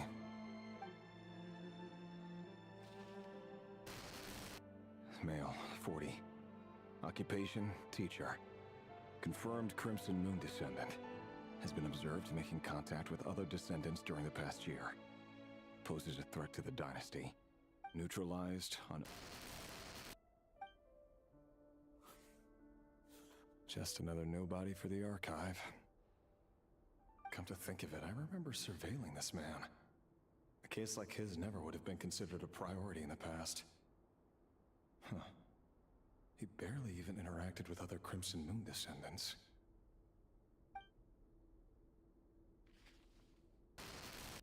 Female, 16. Occupation, none. Orphan and confirmed Crimson Moon descendant. Has been observed making contact with other descendants during the past year. Poses a threat to the dynasty. Neutralized on... Filed. I have no recollection of this girl. None whatsoever. She doesn't seem to be anyone important, but then again, how many of them really are? Female, 13. Occupation, none. Orphan and confirmed Crimson Moon descendant. Has been observed making contact with other descendants during the past year. Poses a threat to the dynasty. Neutralized on... Filed.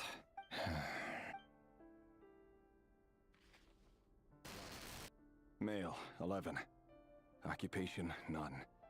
Orphan and confirmed Crimson Moon descendant. Has not been observed making any contact with other descendants during the past year. Poses a threat to the dynasty. Neutralized on...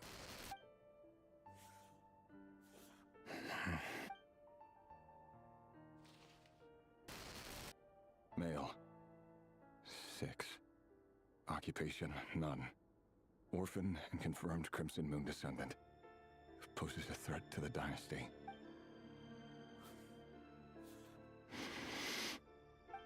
It's funny, isn't it?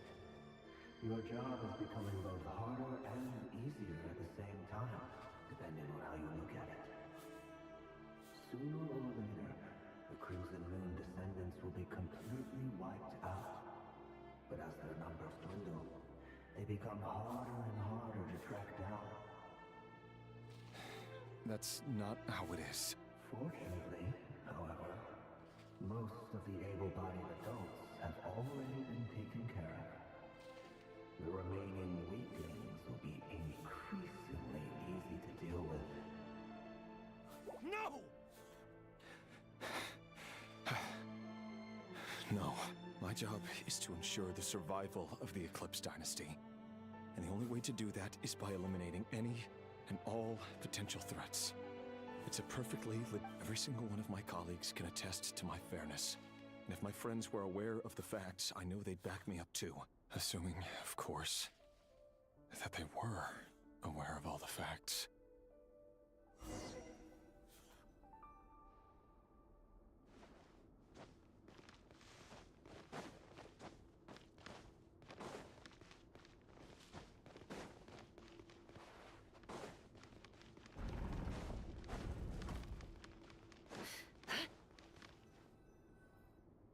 Mr. Vedifalnir, it's been quite some time since we last met.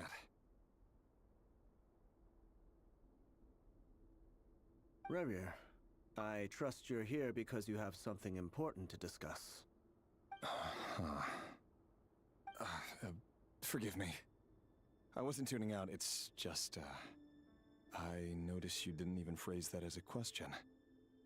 As if you knew I was coming. Tell me, does someone in your position ever feel the need to ask questions at all? It is indeed within my power to foresee certain things. Things like your arrival. I was just thinking. It won't be long before I'll be inviting both you and Dane to my wedding. That isn't a lie, but nor is it a fact as such. It's a wish, isn't it? No fooling a prophet, is there? Ever since that day we met for drinks, I knew it was only a matter of time before you came looking for me. Does it feel good? Knowing how the future will unfold.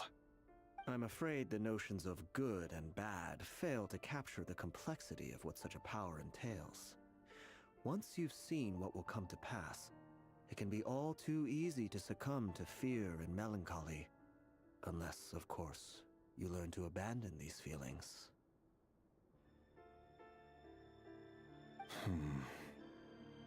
You fear my silence, and long to hear the words I left unspoken that day. That's right.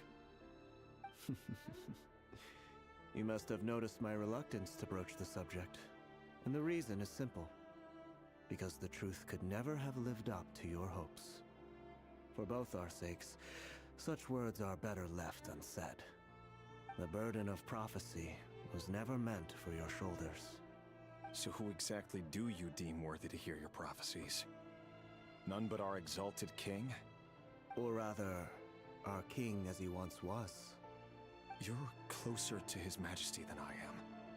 You must know better than anyone how much he's changed. You say that as though it is to my benefit. Yet precisely because of that, I dare not speak rashly. A king can turn out to be the most virtuous of rulers, or a tyrant more terrible than the most vicious of dragons. You are so wise and far-sighted, yet still you would have me live in fear of the unknown? You make a fair point. Especially given my silence alone was all it took to send you spiraling downwards. Very well then. Let me offer you some advice. And I say this not as a prophet or a visionary, but simply as the brother of your friend. For many reasons, there is very little chance of your marriage ending in happiness. If happiness is what you seek, you should find another fiancé.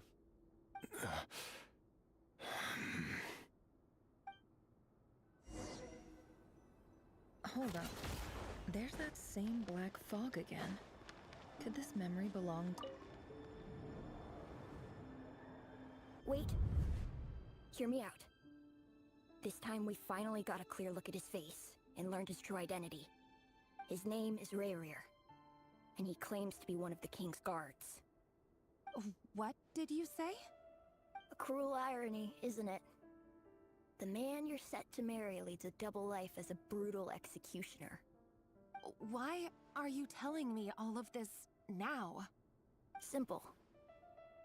It's because I want you to kill him. You are the only person he would never suspect.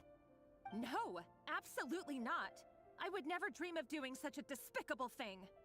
So you'll just stand by and watch him slaughter us to the last?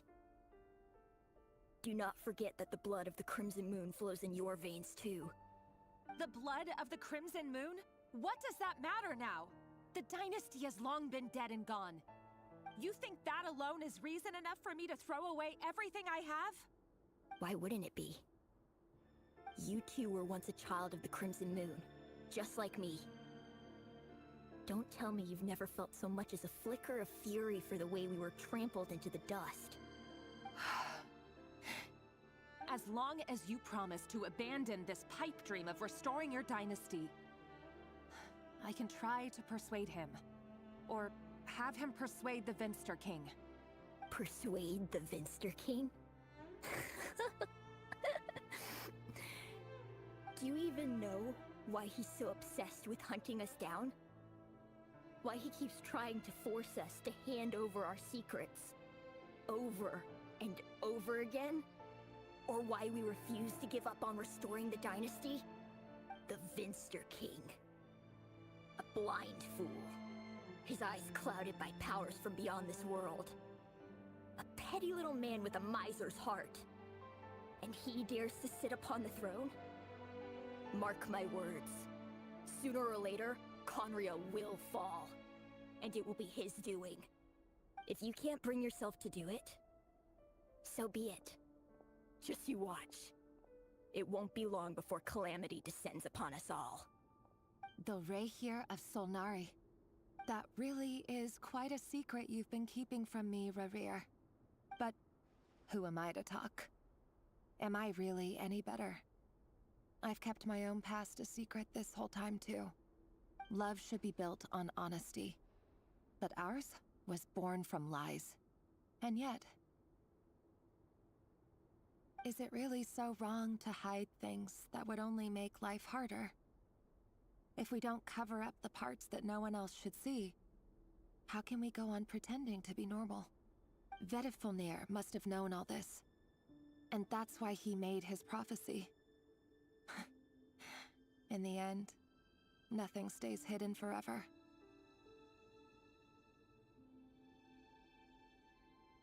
But I won't just sit by and watch this disaster unfold.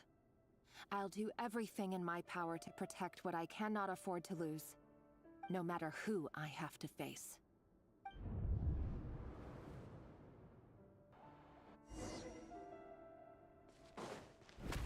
Huh? Was that Rerir who just walked past the window? Doesn't it give you the chills that he still takes the same road to work every day, as if nothing ever happened? Those people at the deli. Enough already. They're clearly pretty taken by their own disguises, so just smile and play along. Pull the rug from under beasts like that, and you'll risk having your throat torn out. But surely you can see he's not the man he pretends to be. So many have died already, and they say that the king's madness grows with each passing day. We're not going to survive this, are we? But why does it have to be this way? Do we really deserve to die just because of the blood that runs through our veins? Felindis, are you even listening? Sorry, Freether. My mind was off wandering. I heard you, though. You're talking about what Rerir said. He's just following the king's orders. He's a secret agent, and it's his job to hunt down rebels and dissidents. By the time you first met him, he'd already taken lives. Maybe he was using you from the very beginning. No. Rerir has no idea I have anything to do with the Crimson Moon. My family are only distant relatives of the main lineage, and besides, my eyes are perfectly ordinary. Truth be told, apart from my teacher, pretty much no one knows I have any connection to any of it. It's been a long time since my family severed ties. But as Orlog said, who could possibly talk sense into that raving lunatic of a king? No one. I'll work something out. Trust me, I'm with you all. But for now, you need to keep yourselves hidden. Don't let anyone find you, anyone at all. Don't forget that Rerir is an Eclipse operative. You need to be extra careful when he's around. And when I am too. For now, don't come looking for me. And if anything happens to me, just act like we've never met. If even you can't escape this, what hope do the rest of us have? But after all this time together, surely he wouldn't lay a hand on you. I won't speak in his defense. Nor can I give you a clear answer to that question. But I'll do everything I can to put an end to this. Here, hold on to this. If an opportunity to escape presents itself, take it. You'll be glad you took some spare change. You call that change? But what about you? I've got a job, and there's still money coming in. But you can't go anywhere right now. Please think about yourself for once.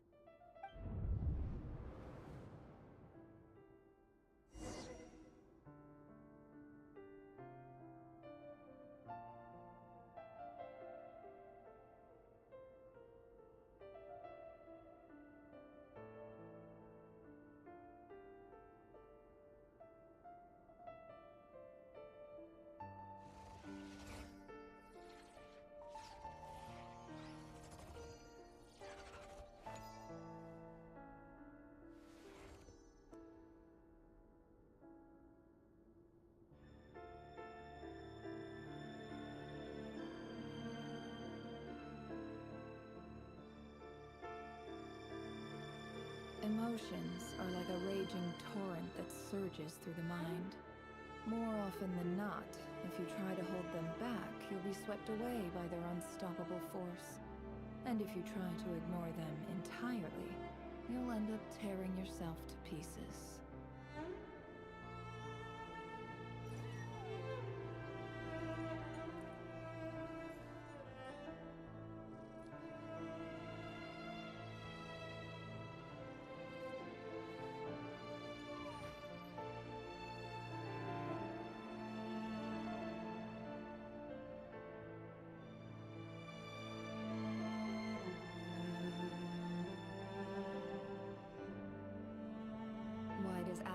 Sit up on the counter?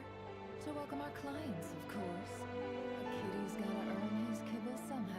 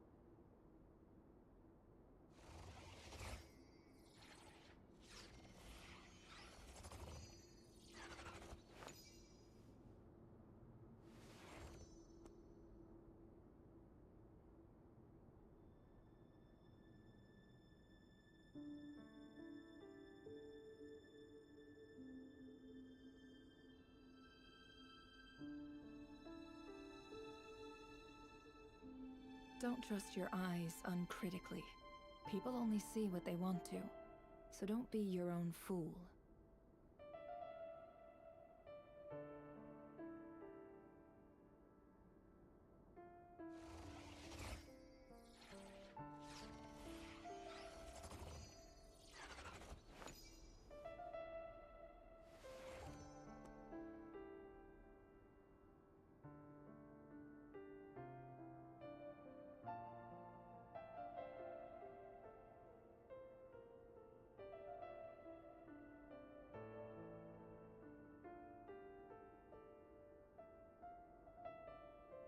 Why does Ashru sit up on the counter?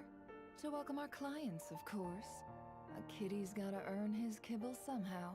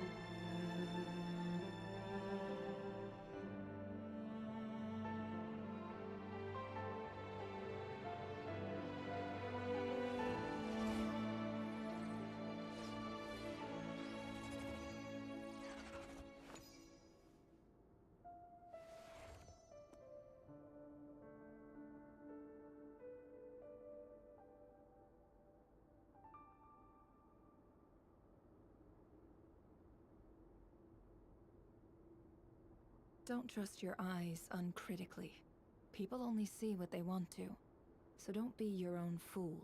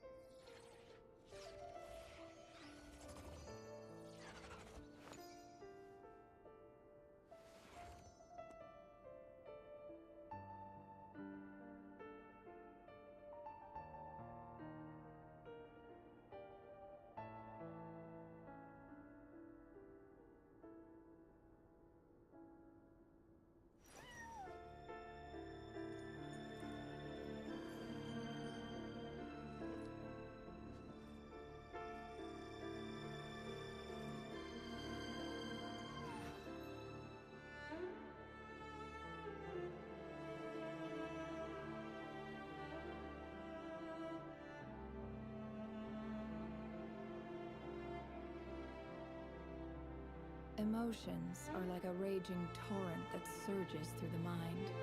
More often than not, if you try to hold them back, you'll be swept away by their unstoppable force. And if you try to ignore them entirely, you'll end up tearing yourself to pieces.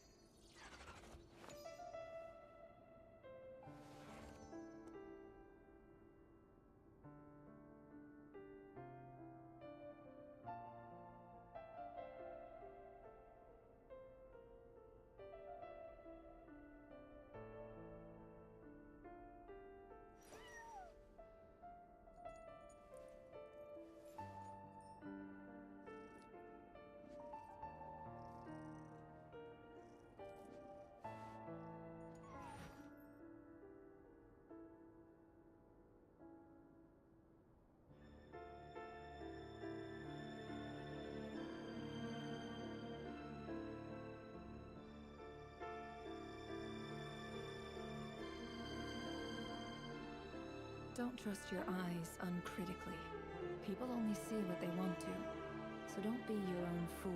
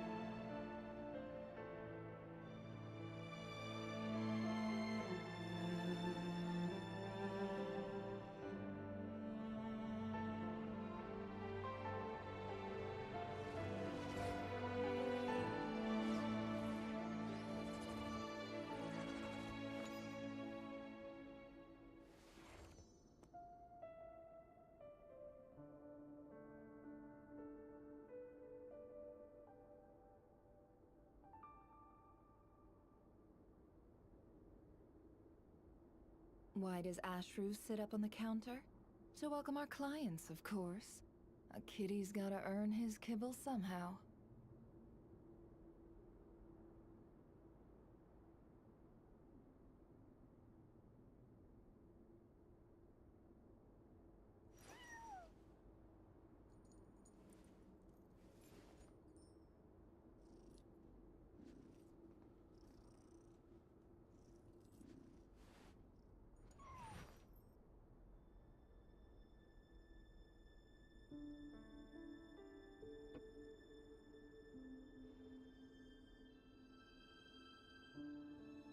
Don't trust your eyes uncritically.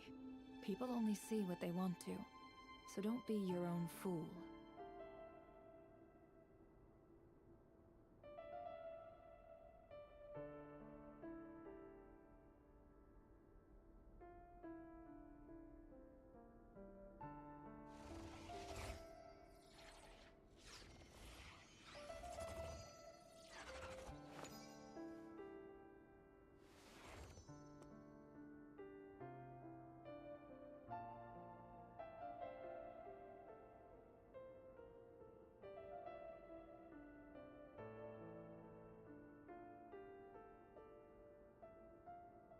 Why does Ashru sit up on the counter? To welcome our clients, of course. A kitty's gotta earn his kibble somehow.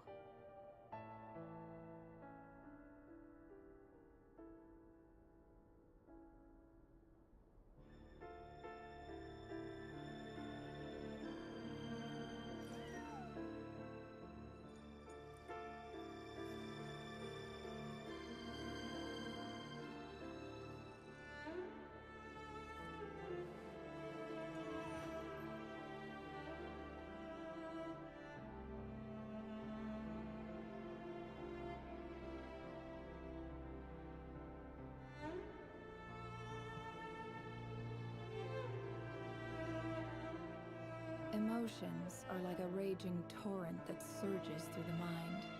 More often than not, if you try to hold them back, you'll be swept away by their unstoppable force. And if you try to ignore them entirely, you'll end up tearing yourself to pieces.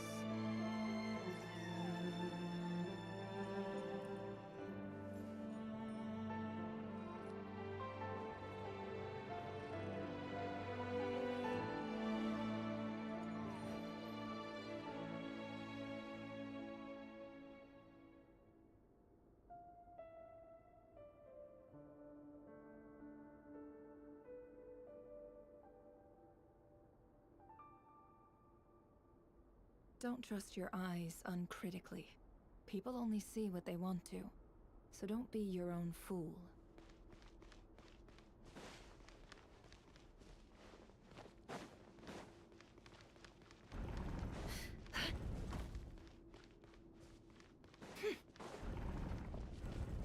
Another day, another round of assassination training.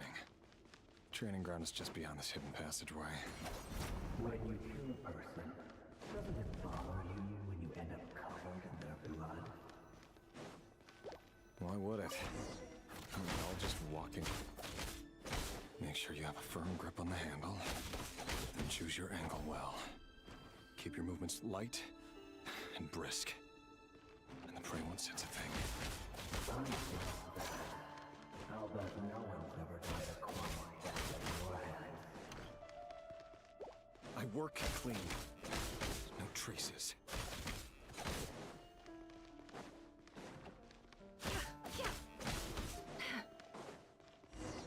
That doesn't make it open for you. The king just happens to be here now. Someday he doesn't. That won't happen.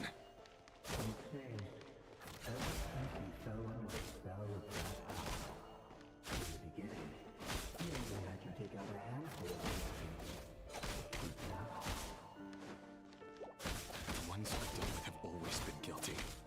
And I've carried out my work flawlessly.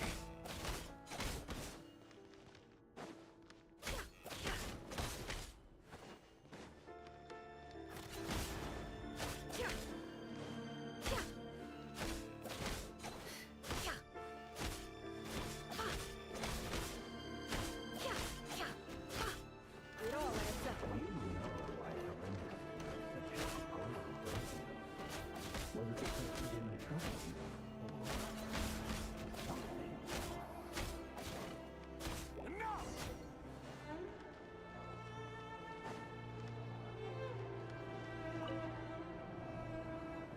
Delindus, do you still remember Orlog? Orlog. The boy who was pretending to sell flowers. You spoke for quite a while, didn't you? Yes, we did. What about him? He was arrested 2 days ago. Chances are he's already dead. He... I just don't get it! After everything he's done, why do you still stand by him? Or does it mean nothing to you that people keep dying? No, that's not... Just hear me out. I need to go now, Delindus. They're looking for us. You take care too. If you ever need a place to hide, come find us.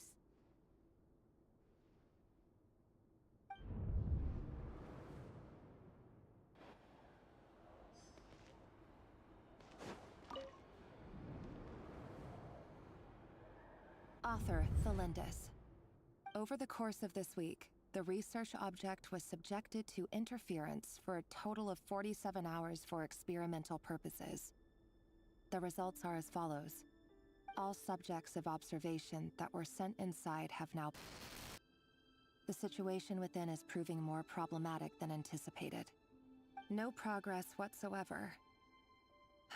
What now? Won't you give me even a glimmer of hope? Things are getting worse by the day. I have to find a way or we'll all be in danger. But I...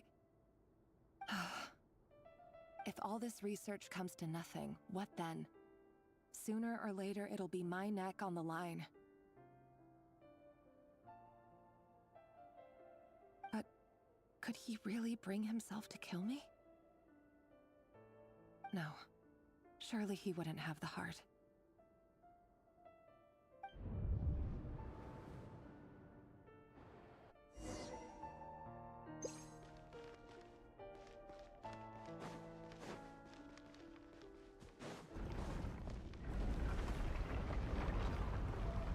Why won't you just let us go?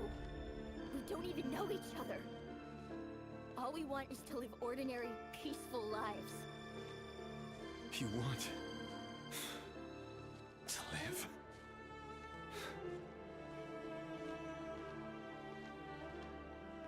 Yes. I just want to go on living. Is that really such an unforgivable crime?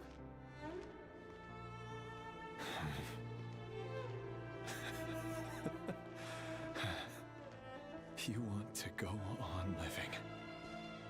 I want to keep living too.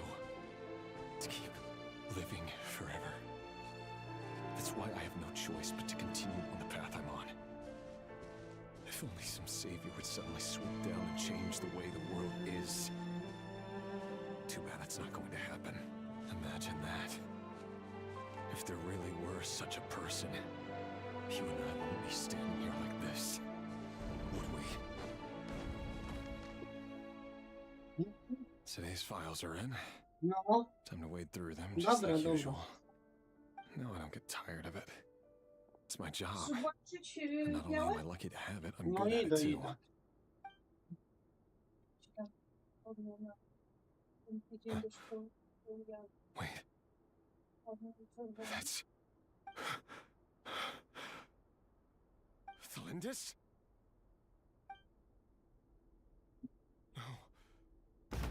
To zapukać jak na stawie? Nie, no przyjdę. Dobra. Why? But you bear no mark of the Crimson Moon. How could you possibly have anything to do with them? It cannot be. A diluted bloodline. Carefully concealed. I see it now. You've been living in the shadows just like me. What a fool I've been. Numbing myself with talk of justice. Even imagining my friends would back me up. But in the end, Irminsul. Finster King! How far are you going to take this? From the direct bloodline to secondary offshoots? And then what? Today it's the descendants of the Crimson Moon. Who will it be tomorrow? Will you not rest until everyone down here is dead? No. This cannot go on. This is where it ends.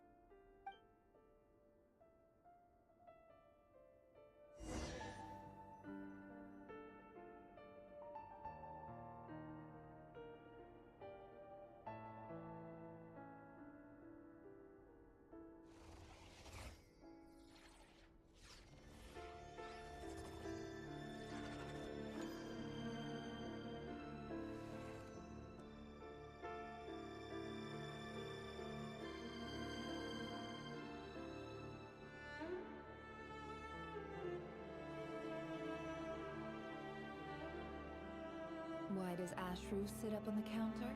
To welcome our clients, of course. A kitty's gotta earn his kibble somehow.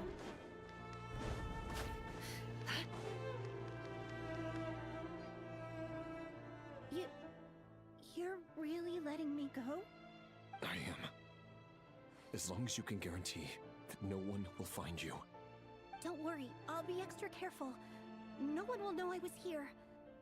But what about you?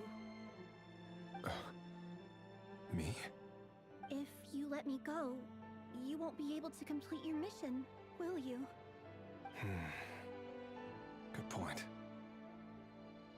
In that case, maybe you should stay. No, please!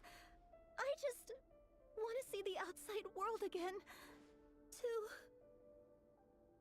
Go on living? Yes. I know you're a man of your word.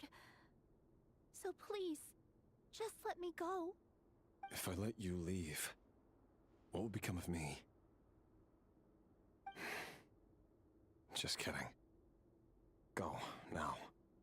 But remember, don't let anyone know you were caught. We'll be seeing each other again very soon if you do.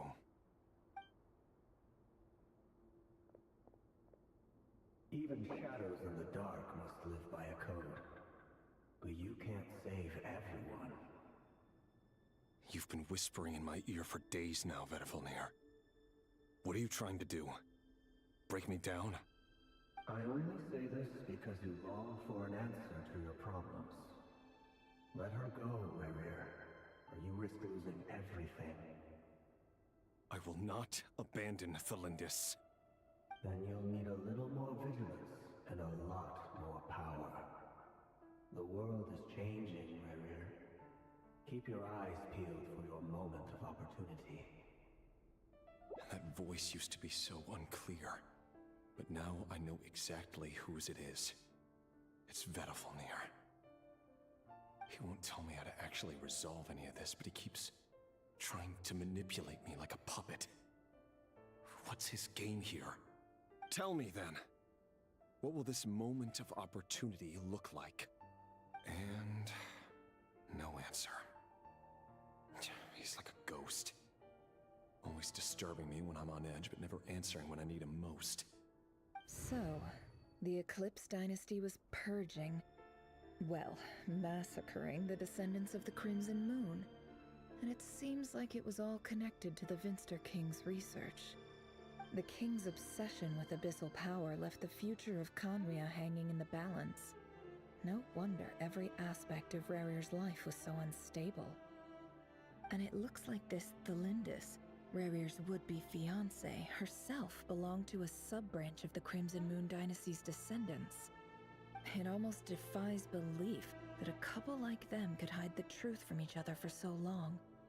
If the Vinster King hadn't intervened in such a drastic way, they might have gone on deceiving each other for the rest of their lives. And why does Vedderfanir, Daneslif's older brother, keep talking in Rarir's head? This guy kept more secrets than I ever imagined. The human mind is like a vast desert of shifting sands. When you follow the flow of someone's memories, you only ever see the parts they're willing to let surface. Time for something a bit more creative. We've been inside Rarir's mind this whole time, building up a picture of his psyche. There's already enough clues on the board to start reading between the lines and mapping out the rest. Now, we can finally begin to put the pieces together.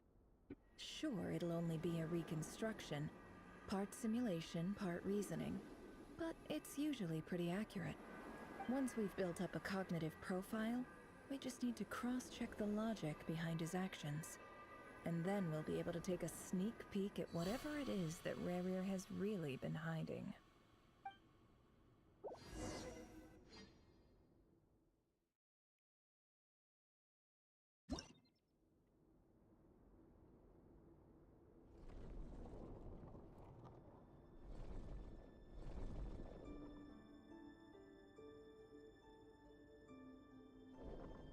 Rarir, are you there?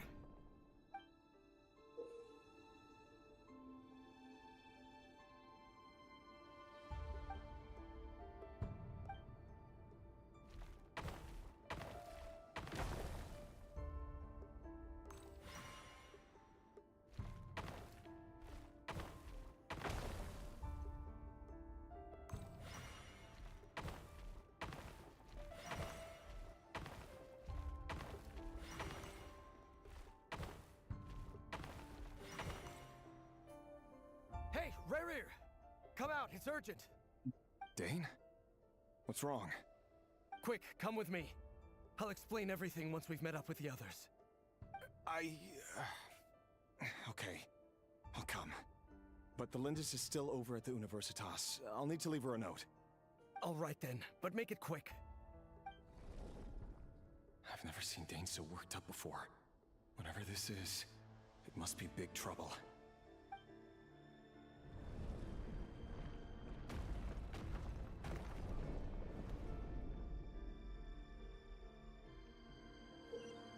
Dobra, bo to długo trwa.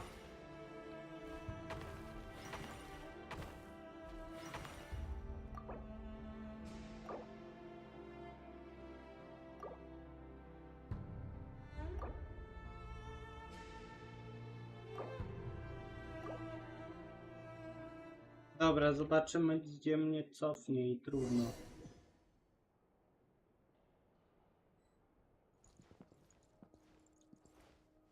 No, to mnie cofnie do całego questa. Dobra, to ja to przejdę w własnym zakresie. Na tyle to było na tyle.